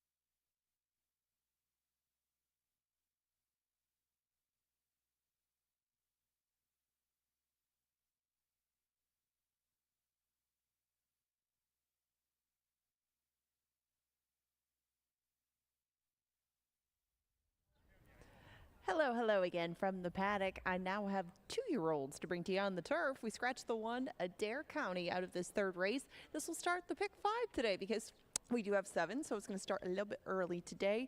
And that is a 10% takeout, 50-cent minimum, pick 5. Take out the 1. We start with the 2. Elevated Game now inherits the rail, and this will be start number 1 for him. He did scratch out of his debut earlier in the month. That was also on the turf, going 2 turns. There were few from the Rosine barn in that day, but Elevated Game did not decide to go. This one was a $21,000 purchase at Keeneland last year. And this 2-year-old does have some pedigree to definitely be a very good turf horse. It's just going 2 turns at the start of things and having the rail. It's a lot to deal with for a firster. You do get 10-1 on this horse. And Elevated Game looks like he's put in some good work at the morning, but maybe a little bit, the longer they've gone, the better they've got. So 2 turns definitely up his alley for his debut. Kirill the Thrill is going to make start number 2. And yes, I'm sure if you've looked at the program page of this, you will figure out very quickly who is popular in the hockey ranks in Minnesota. Kirill the Thrill and Kaprizov both landing in this spot, but Kirill the Thrill will probably take a bit more money by the time they get to the gate. Right now, you have 9-5 on Kaprizov, but Kirill the Thrill does have 1 start to him, going 5.5. He was 3rd behind Out of the Dark. It's a pretty nice Padilla runner, and they're going to put blinkers on him today. Would expect Kirill the Thrill to probably get involved with the running from the start, as Prince is my boy, making his presence felt here in the paddock. Kirill the Thrill was a pricey purchase himself last summer, and he does have a pedigree to stretch out and handle this kind of ground just fine.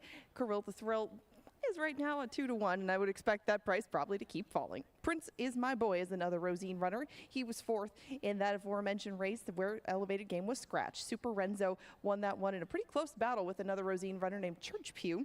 Prince is my boy was coming out at the end of things, but Valenzuela had to scrub awfully hard on him to get going.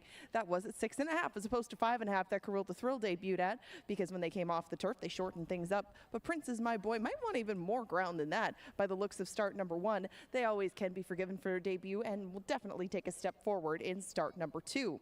That's what leads me to Angel Shadows. This is going to be my pick in here because this is start number 3 for Angel Shadows. He is by a Derby winner named Giacomo, and this one was closing along very well at 5.5.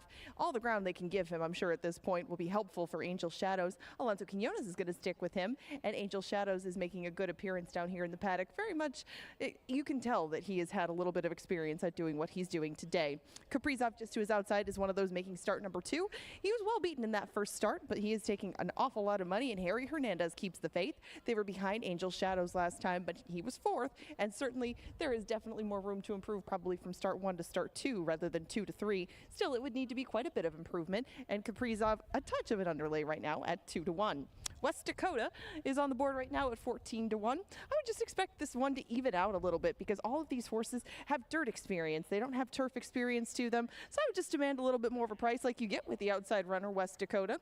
He was not much of a factor at first asking, but he has a pedigree to be a pretty good turf runner himself. Right now you get 14-1 on him, and that's the 6 of them heading out to the track for race number 3. Whole new experience for these guys going 2 turns on the turf. We'll find out who is their maiden winner in 8 minutes.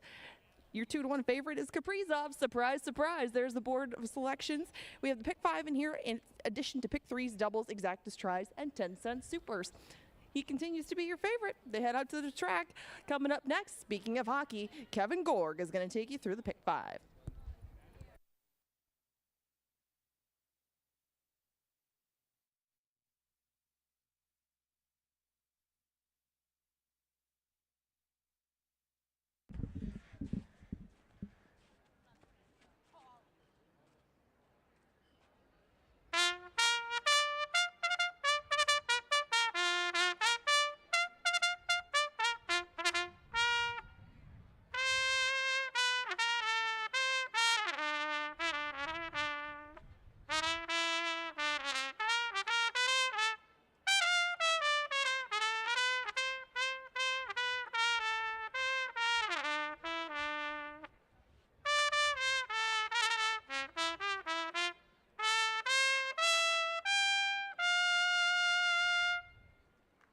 Heading to the firm turf course for the 3rd race, scratch number 1, Adair County, and pick 5 wagering is just 5 minutes from now.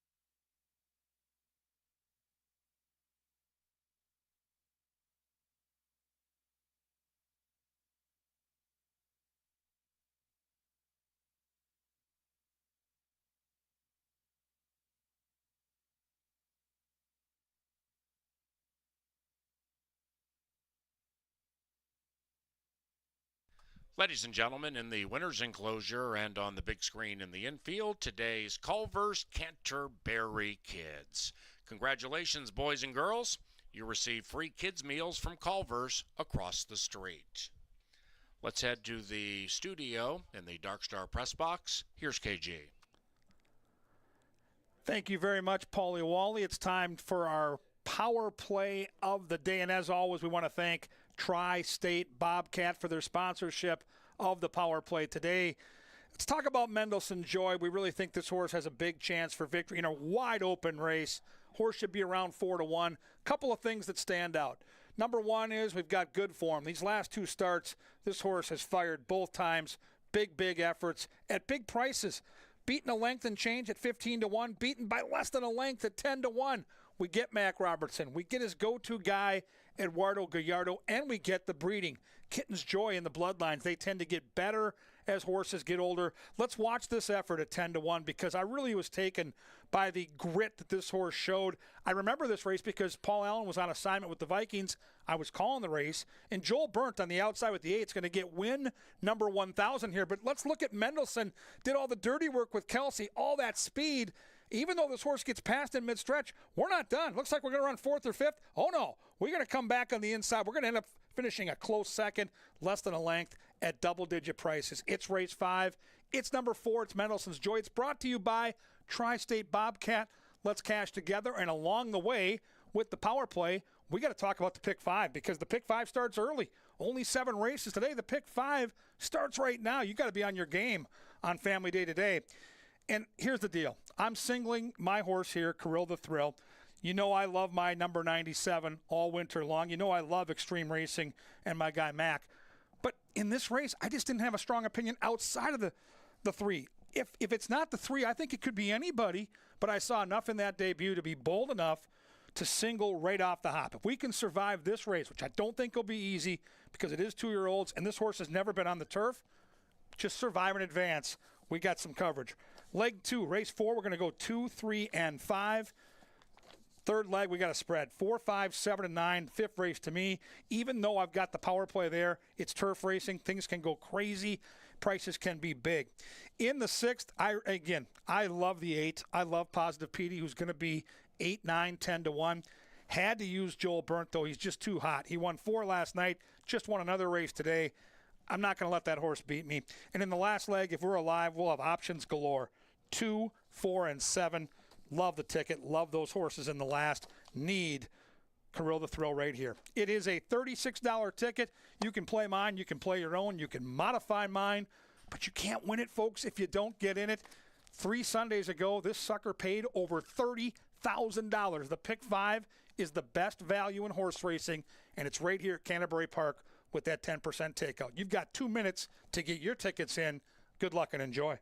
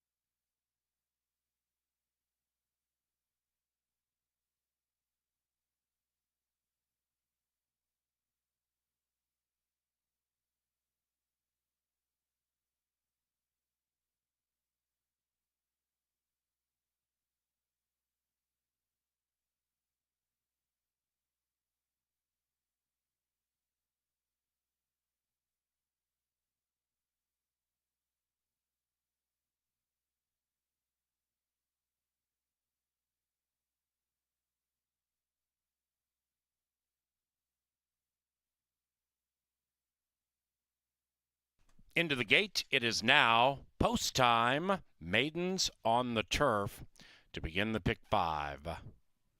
Grill the Thrill, even money. And West Dakota is the last in line.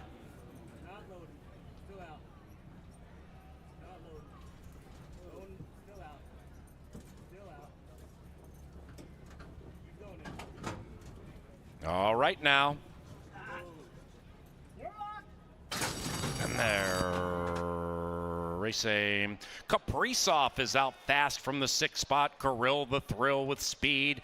Elevated Game debuting at 3-1, showing some speed. And Angel Shadows between runners has grabbed the lead. And the gray Angel Shadows takes a narrow lead, and the pace noticeably intensifies as Kirill the Thrill speeds up to the inside to join Angel Shadows. Elevated Game right behind them under a very tight hold. Behind that one, Prince is my boy, about 5 clear from Kaprizov, and West Dakota is in last. Up top, they head up the Canterbury Park barn side, and Kirill the Thrill puts the nose in front, but Angel Shadows right there, and they're in perfect harmony with a half mile to go. Elevated Game tracks and is being taken to the outside about a length and a half from the lead.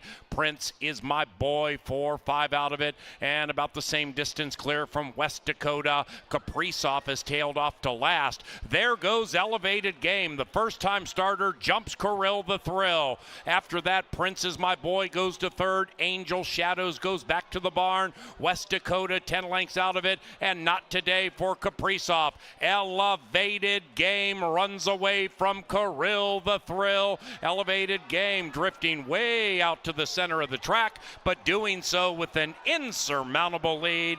Just one look, that's all it took for Elevated Game. Victorious by many.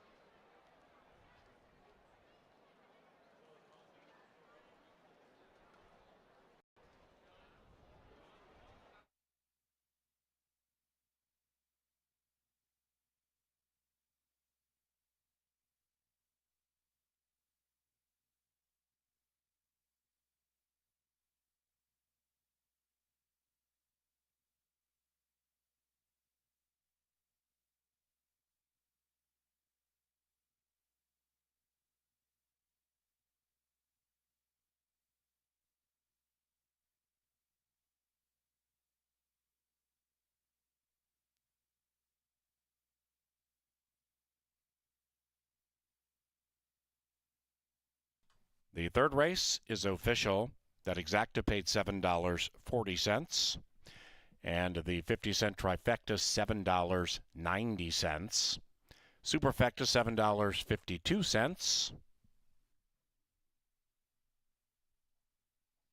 And the double from race 2, 2-2, paid $9.80.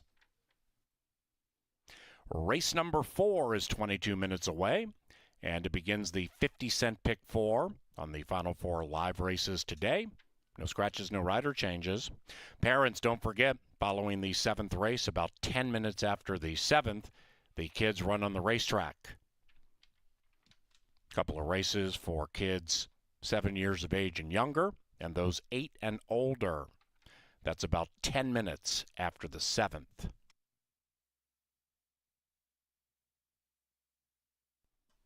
The 4th race, provided by Maker's Mark and Jim Beam Bourbon.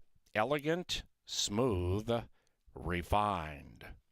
Also, Busch Light. Thank you, Busch Light.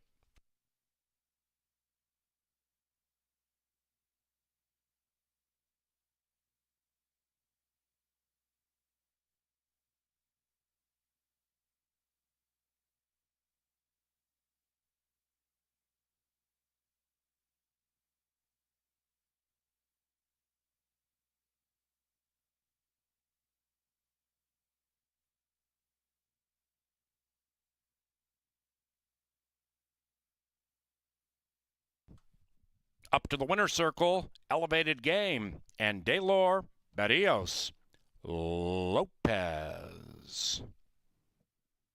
Elevated Game is owned by Troy Johnson, Mark Kane, and Charles Lowe. The winning trainer is Cody Rosine. Final time, 1:30.21.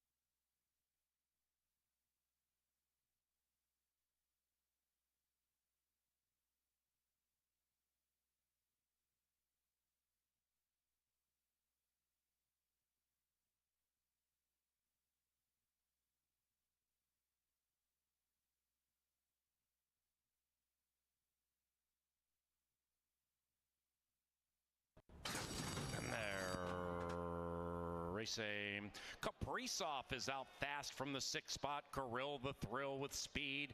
Elevated Game debuting at 3-1, showing some speed. And Angel Shadows between runners has grabbed the lead. And the gray Angel Shadows takes a narrow lead, and the pace noticeably intensifies as Kirill the Thrill speeds up to the inside to join Angel Shadows. Elevated Game right behind them under a very tight hold. Behind that one, Prince is My Boy, about 5 clear from Kaprizov, and West Dakota is in last. Up top, they head up the Canterbury Park barn side, and Kirill the Thrill puts the nose in front, but Angel Shadows right there, and they're in perfect harmony with a half-mile to go. Elevated Game tracks and is being taken to the outside about a length and a half from the lead.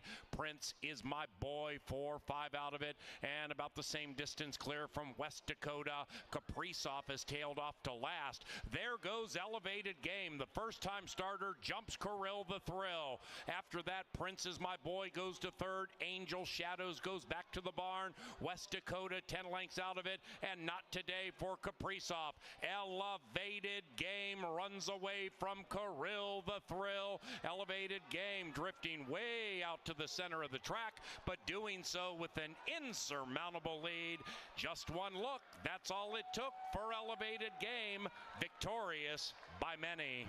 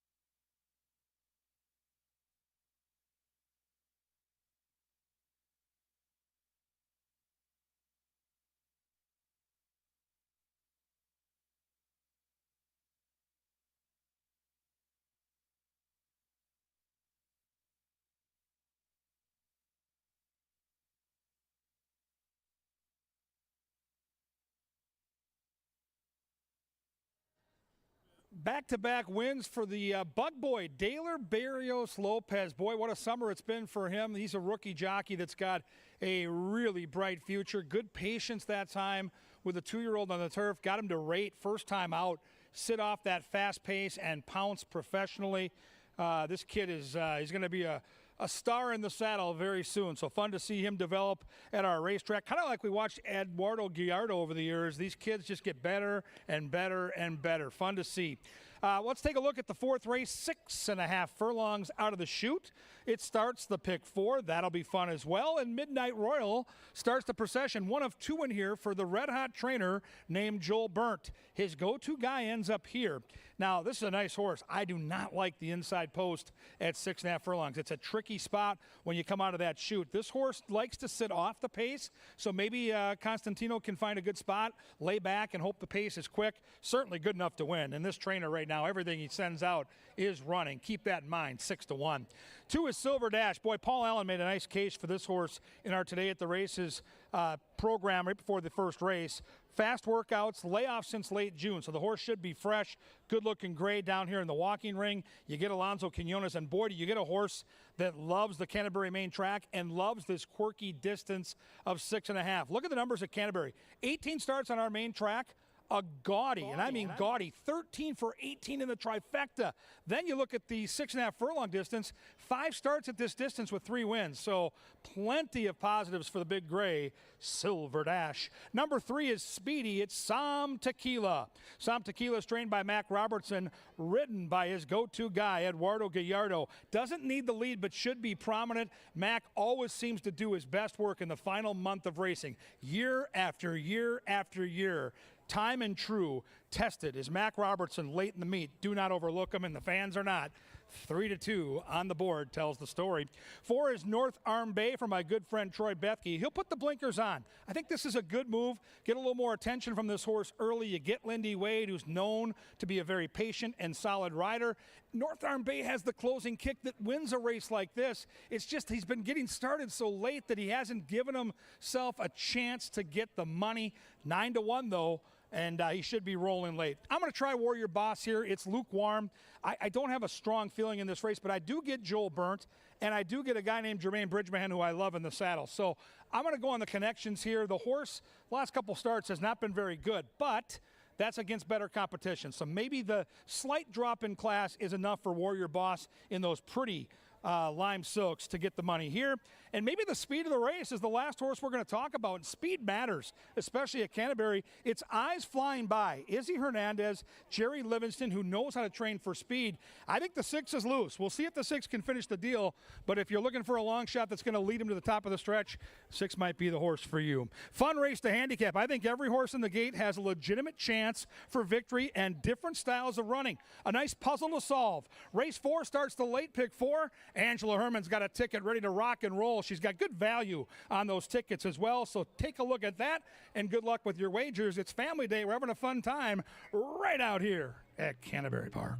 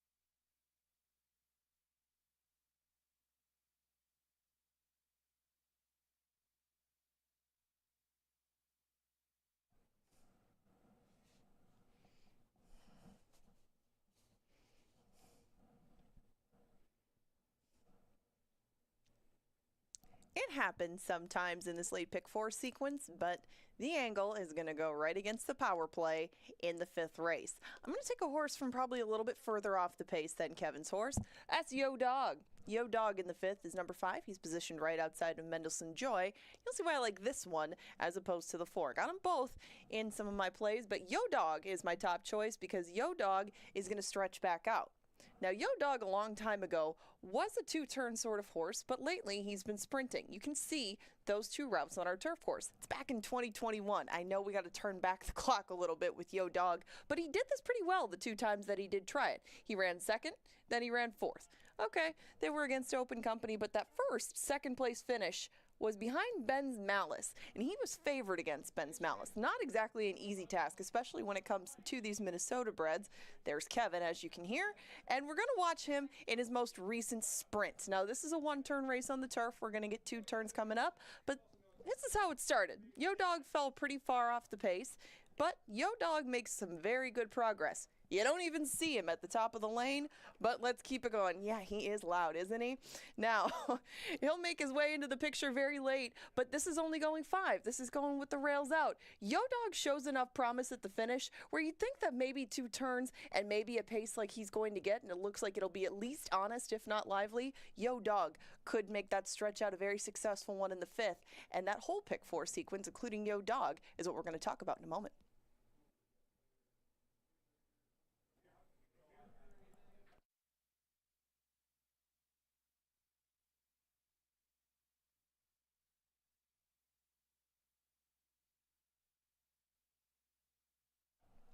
There's that pick 4. I used Yo Dog, and in the first of the in the first of the 4 legs, you Silver Dash and Warrior Boss. Those are a couple of horses that are going to probably stay around the prices that they are right now. I'd expect Silver Dash to go up a little bit, but Sam Tequila's taken a lot of action throughout the betting, and Warrior Boss is my top pick along with Kevin Gorgs. I did go 4, 5, and 7. We used Mendelssohn's Joy, Yo Dog, and Line to Gain to try to beat the likely favorite in there, who is Mongolian Apple. I would expect Jose Patio to take some money on the outside as well, but they could make each other's days very tough with what they bring to the table as far as tactics. In race number 6, they go 5 furlongs, and they're dropping Love a Fighter to the bottom. It's only start number 2, but if he can run it all, he should be able to show it there. The numbers are pretty good for Joel Burnt dropping those horses to the bottom of Canterbury. 7 for 17 to be exact. When they put him down there, they're going to give them every opportunity to get the win. And now race number 7, we have a scratch of the 6th. It's Bob's Business, who was originally on my ticket.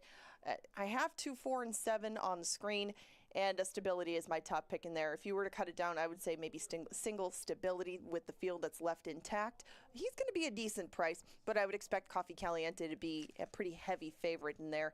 And that makes for a $9 ticket, but I might consider cutting it down to 6 and booting Coffee Caliente from the last leg. That's your choice. You have 1 minute to do it. The pick 4 is going off in a moment.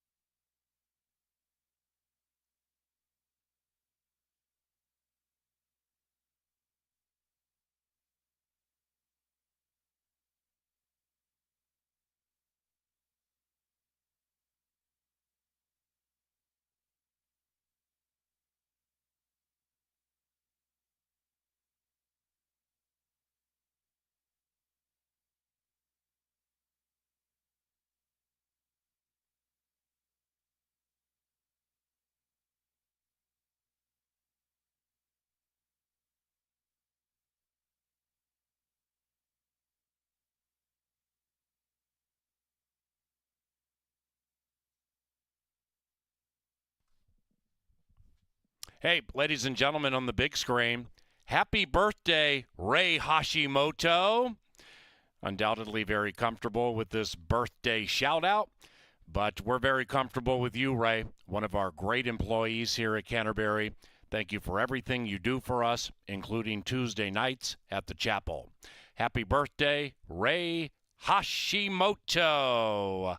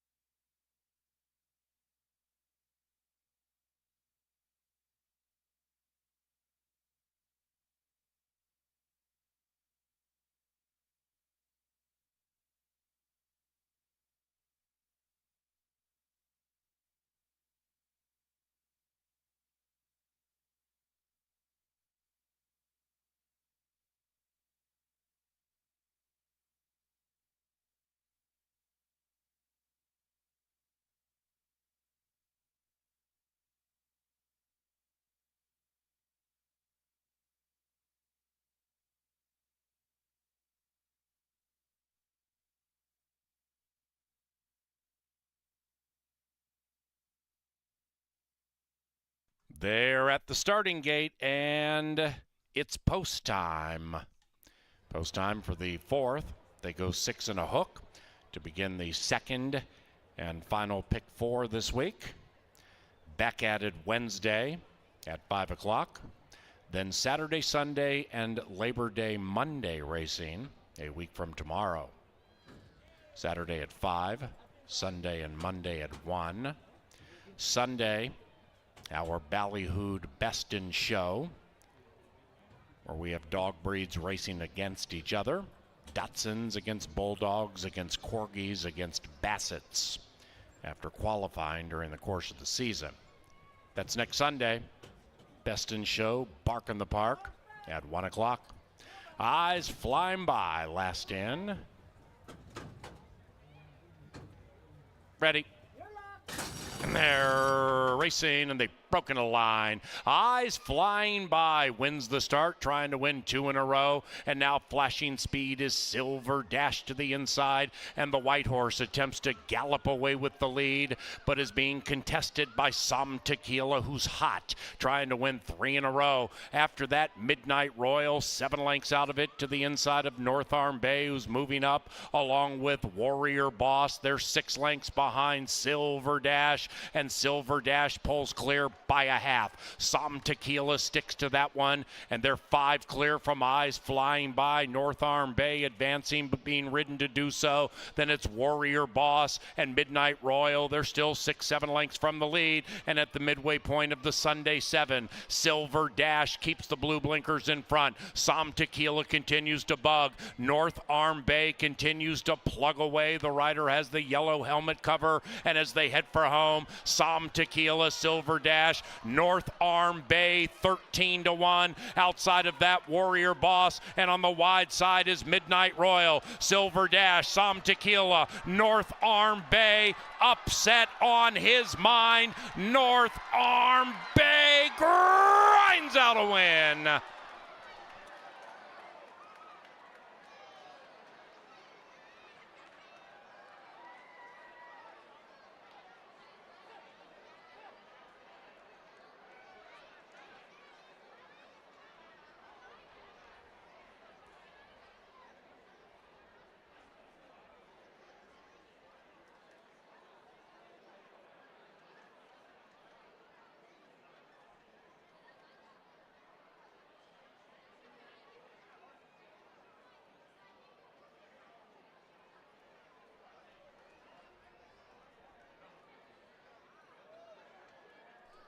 Number 4, North Arm Bay. First. Photo for the rest. 116.92. The final time.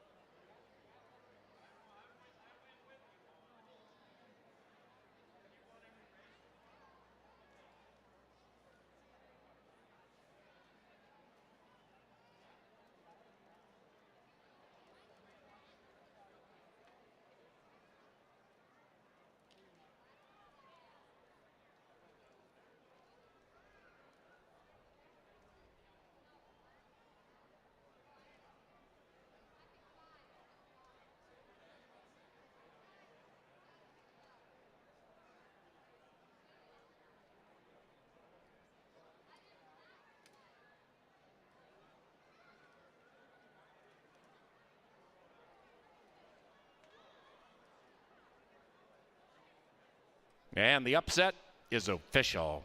Exacta paid $52.70, favored on the bottom. Trifecta $58 and a nickel. 10-cent superfecta $4.235, $27.74. The post time pick 4 paid $317.70. Fifth race, firm turf course, scratch number 2. Post time in 22 minutes. And to the winner's enclosure, North Arm Bay and Canterbury Park Salt of the Earth, Mr. Lindy Wade. Karen Offerman is the winning owner, and the winning trainer, Troy Bethke. North Arm Bay, blinkers on, winner circle in, is a 4-year-old dark bay son of Overanalyze. From the More Than Ready mare, Promise Me More. Bred in Minnesota by Almar Farm.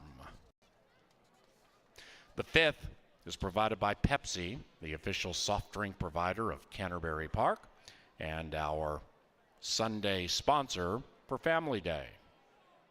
We also thank Culver's, Choice Electric, Atomic Data, and Archkey Solutions. 5th race and turf time, about 3:05.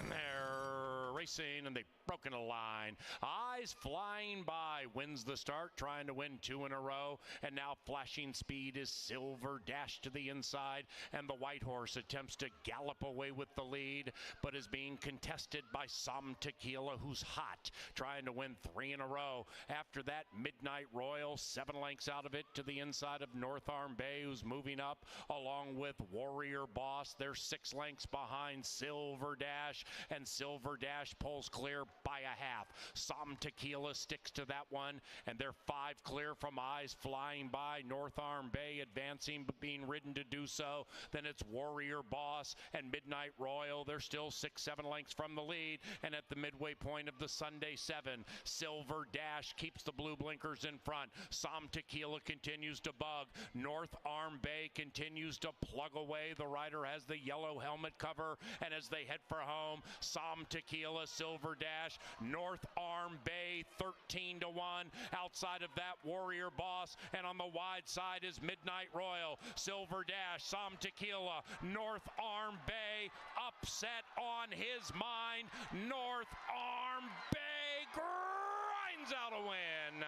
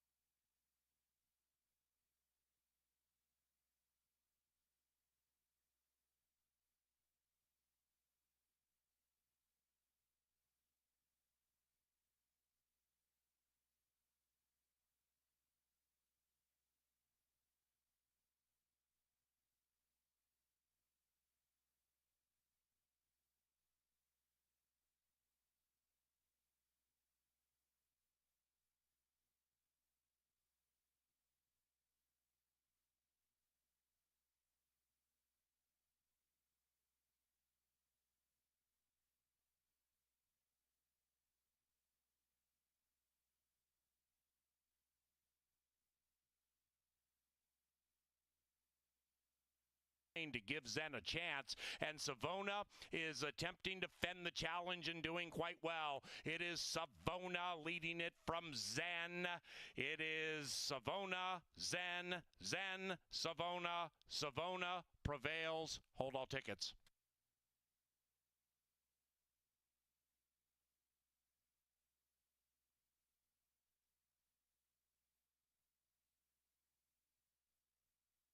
Despite that huge lead, Pascal shifting ground, looking for a place to go to bed, and up goes Like Fine Wine. Perfect Moon is flying home on the inside, and after that it is Balimos. Like Fine Wine, Perfect Moon, these two to the line together.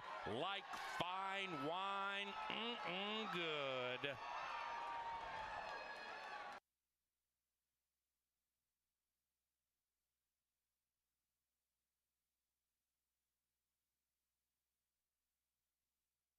Prisoff, Elevated Game runs away from Kirill the Thrill. Elevated Game drifting way out to the center of the track, but doing so with an insurmountable lead. Just one look, that's all it took for Elevated Game, victorious by many.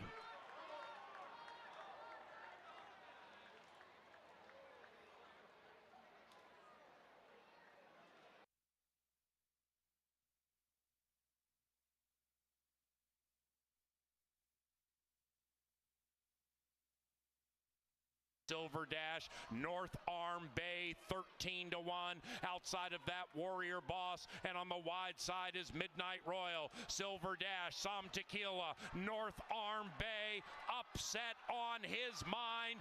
North Arm Bay grinds out a win.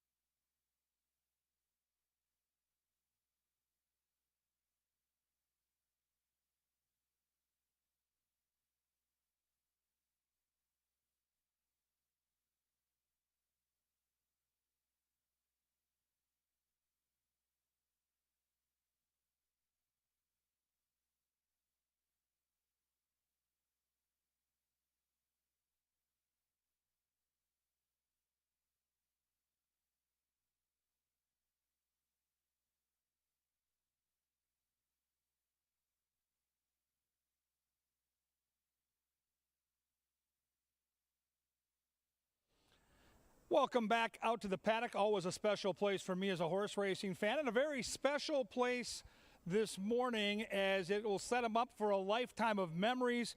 Joe Bauer and Honor Bremer were out of this morning. He proposed right on these sacred grounds, and guess what? She said yes. She used to work in our photo finish area. So for Joe Bauer and Honor Bremer, a big moment in time. We say congratulations. If you're going to propose to the track, why not out here in the paddock where all the action starts? Congratulations, Joe and Honor, on your big day, and good luck with your nuptials later in the future. How about Troy Bethke? Speaking of special place, the winner's circle gets the blinkers on. North Arm Bay and Lindy Wade do the rest. Excellent upset as the longest shot on the board in a pick 5 puzzler, so keep an eye on that as maybe we get a couple more upsets and can start talking carryover. Been a while since we've done that. Number 1 here in the 5th race as we go 7.5 on the grass is Little Red Rifle. The bug boy, Barrios Lopez, having a good day, looking for a hat trick. He rides for Chip Woolley, the Kentucky Derby winning trainer. Speed from the inside should be simple. We're going to probably see the rifle gun out of that gate and try to take them all the way on the front end. Number 3 is Star Mission, big closer. Uh-oh, it's the Wolves. The Wolves are coming, and they pop at a price each and every summer at Canterbury. Star Mission likes to lay back early, ran into Loring Park last time. Loring Park is razor sharp right now.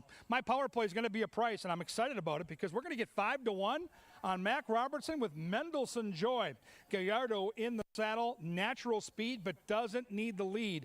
And to me, that's the key because there's enough speed in this race where Eduardo's going to have to be smart about the pace. Turf racing, you have to save some energy, put yourself in a good position. I think this horse will be in a good tracking spot. I love Mac Robertson, especially when I can bet him at a square price like 5-1. Number 5 is Yo Dog. Alonzo Quinones for Joel Burnt. The barn is literally on fire. Everything he sends out seems to be running. Love saying Yo Dog. I think Paul Allen will have this horse, like Mendelssohn Joy, tracking just behind the leaders. Yo Dog. We'll see if he does any barking in the stretch today. Paul Allen, speaking of long shots, loves the 6 here, Calzone, looking for a tasty result with Loreno Sosa in the saddle for Lynn Rarick. And I see Paul's angle. Exits a live race, can sit off what should be a hot pace. And Calzone, way too big a price for me. I'm going to have to use this horse in my exactas and trifectas, no doubt.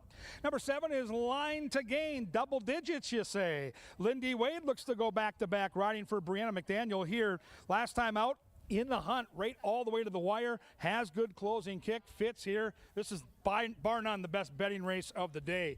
Here comes the 8. Here comes all the early money on Jose Patio. Double 8, Cherry Hernandez for Mikey Beeler, who just got win number 1,000 down in Remington Park. Congratulations to Mikey Beeler. He's had another great season here. The horse has speed, but I think has some company. I don't see 6-5. I don't quite get the price. I respect the horse, but Mongolian Apple's going to have speed. We know what Chad Lindsay can do when he gets mounted on a horse with early speed, so I think the outside 2 and the inside marker create what could be a very fast pace. Now, if one of those 3 can shake loose, now you can talk to me about a front-running victory. Otherwise, I think someone just off the pace or even further back has the advantage here. It is a wide open race. Look at the betting board. Look at the chicklets. They're spread everywhere. Nobody has any idea what's going to happen here. That means if you hit the exacta, trifecta, or superfecta, you might need to run to Home Depot and get a wheelbarrow to bring all that cash home with you.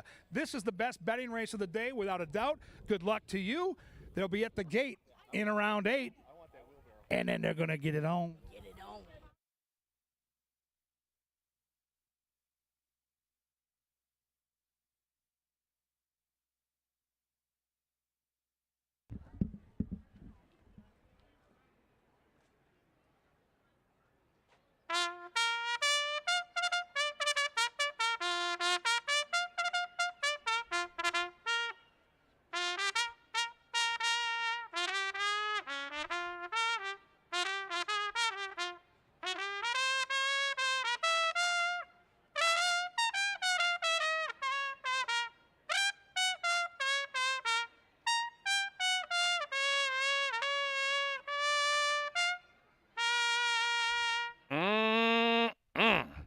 Len Dykert on a Sunday. Don't leave home without him.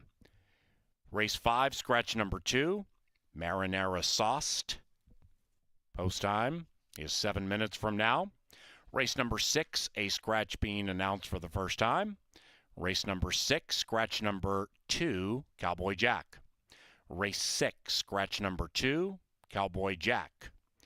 In your pick 5s or pick 4, if you had number 2, Cowboy Jack, you automatically will receive the starting favorite. Meanwhile, the 5th, 5 minutes from now.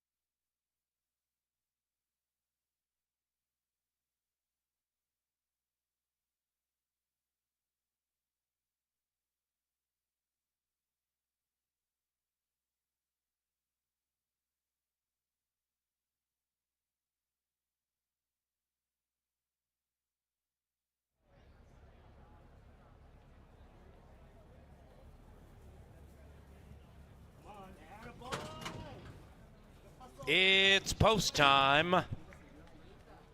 Post time for the 5th. About ready to answer the call on the turf.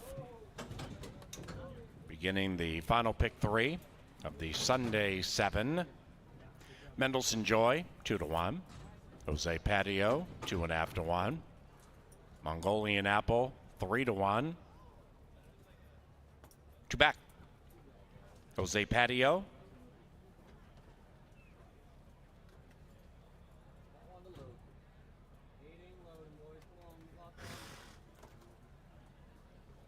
Push now, Justin. Push now. Stay there. Push. There you go. Push, push, push, push. Get in there. Get in there.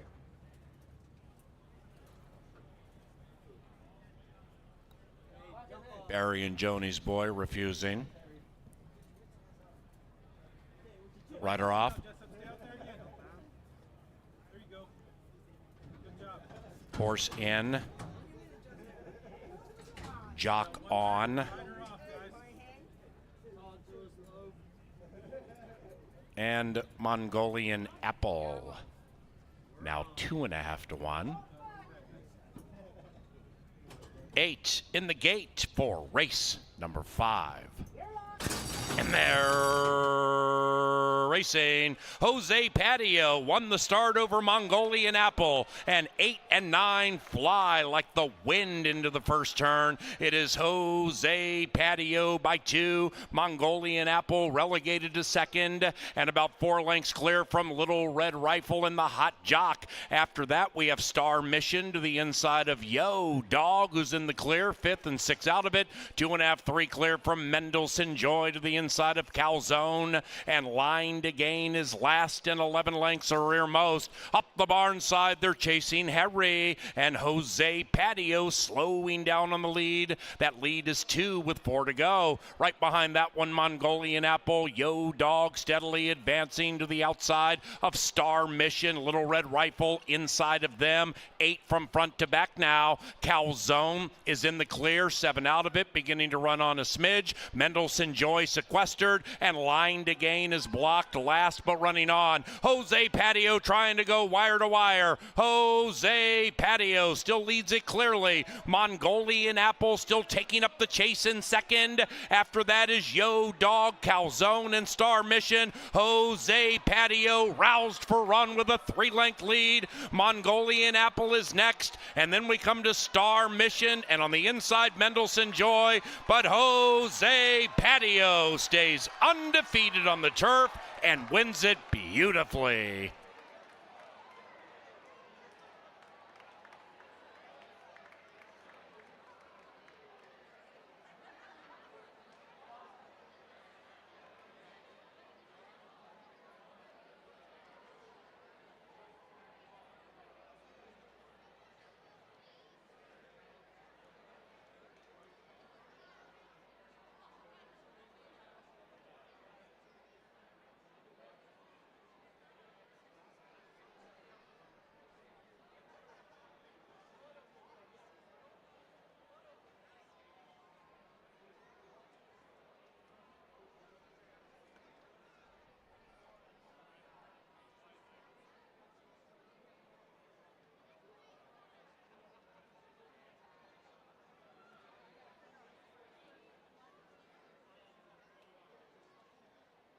Number 8, Jose Patio. First in 127.70. Photography for the rest.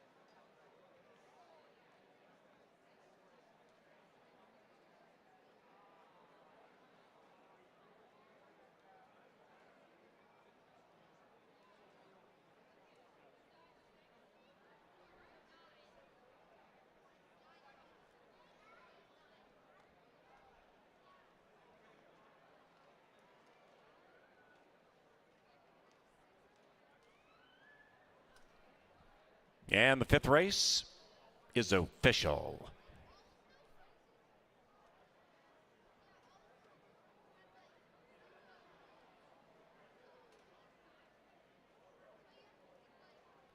The exacta 750, trifecta $9. It was chalk all odds. The superfecta 1211, and the double paid $91.60. Pick 3 from race 3, $282.30. Race number 6 is the Sunday penultimate, and it begins Dr. Dan's late double. Scratch numbers 1 and 2. 1 and 2 out of race 6. Post time in 22 minutes. After the 7th, kids run on the racetrack. And that'll take place about 1 hour from now.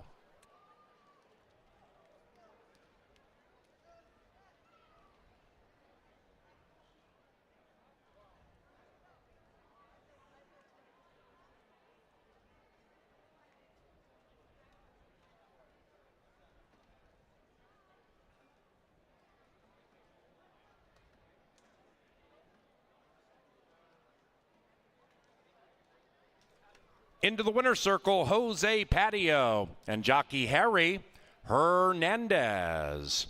The winning owners, Barry and Joni Butzo. Congratulations to trainer Mike Beeler.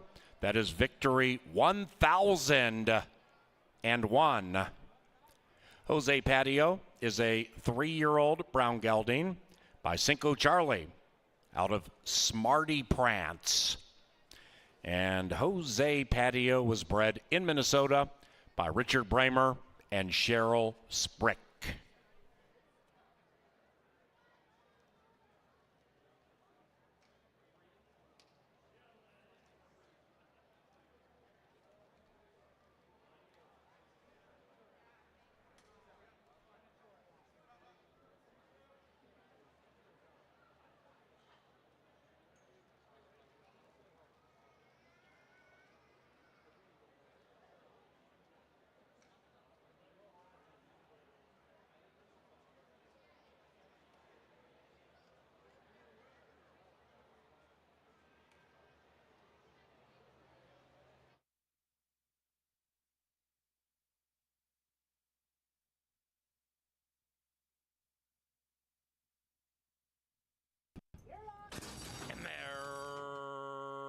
Racing. Jose Patio won the start over Mongolian Apple, and 8 and 9 fly like the wind into the first turn. It is Jose Patio by 2. Mongolian Apple relegated to second, and about 4 lengths clear from Little Red Rifle in the hot jock. After that, we have Star Mission to the inside of Yo Dog, who's in the clear, 5th and 6 out of it.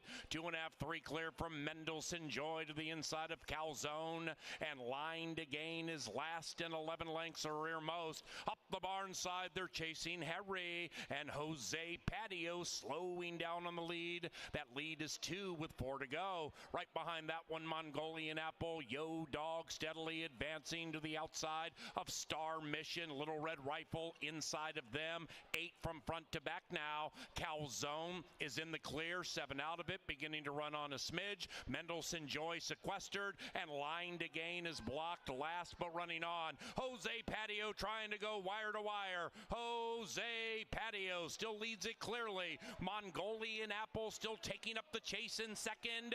After that is Yo Dog, Calzone, and Star Mission. Jose Patio roused for run with a 3-length lead. Mongolian Apple is next, and then we come to Star Mission, and on the inside, Mendelssohn Joy, but Jose Patio stays undefeated on the turf and wins it beautifully.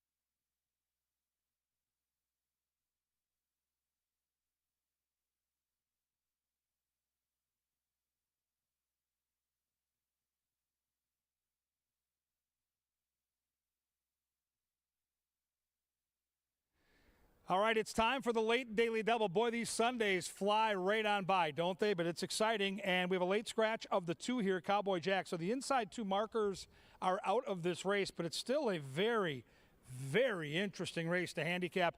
These are $5,000 claimers. They're going the distance of 5 furlongs. And again, there's not a lot of form to go on, so you've got to really dig in. Maybe take a peek out here in the paddock. It's warm out here. It's a beautiful summer day. See how the horses are behaving. Number 3 is Western Charm, and Western Charm has been knocking at that victory door for a while. He's now 0 for 12, but he's been right there against similar, if not better, competition. Takes a slight class drop. The Bug Boy's hot in the saddle. You get Chip Woolley, and you get an inside post. So it tells me they are going to be on send right from the hop. Probably going to be up near the lead and probably going to be a fair price. Western Charm will lucky number 13 be the career start where he breaks on through. We'll see. Number 4 is Just Because. And Just Because is trained by Brianna McDaniel, ridden by Double H, Harry Hernandez. This horse has faced better competition. This horse should be rolling late. The question I have is, can this horse get started in time to make an impact on this race? If the 4 gets rolling and can stay within touch, nobody else can outclose the 4 in this race. That much I know. The distance is pesky, though. 5 furlongs, not a lot of time to get rolling. We'll see if Double H can come rolling down the stretch and get the money. Number 5 is Larry Cronin's He's Connected. Sosa looking for a home run in the saddle, riding for Timmy Padilla. Boy, the Padilla barn continues to sparkle. They had that first-time starter yesterday who was awesome. Timmy Padilla, what a training job all season. A little cutback angle here from a 1-mile race, so like the 4, expect some late steam from He's Connected. What do we do with the 6? Love a Fighter. This is Joel Burnt. It's Eduardo Gallardo. It's a horse they purchased for $75,000, and now we're in for 5. Have to use the horse because it's Joel Burnt, the most likely winner. I get all of that. But in the handicapping game, for me, at a small price, I'm willing to try to take a stab somewhere else. But no doubt, I mean, the 6 is a very, very big-time contender in a field like this and looks decent down here in the walking ring. 7 is Captain's Crown. It's Wolf for Georgie Smith, first-time starter with some decent breezes out of the gate. I like that workout back in July, 102-4 breezing. That was a rock-solid move. And my pick is way out on the outside. I am once again going to see if I can get Mr. Carmona into the winner's circle for the first time. This horse doesn't have a lot of form, but the one thing this horse does have is early speed. And we're going 5 furlongs. So let's get my Carmona rolling on the front end. I tried him last night at 12-1. He ran a good third. I think right now is the time for Positive Petey to take him flag fall to That's All. Late daily double on a Pepsi family day. Hey, the daily double. Get your daily double right now. Final 2 races of the day. Good luck and enjoy race number 6.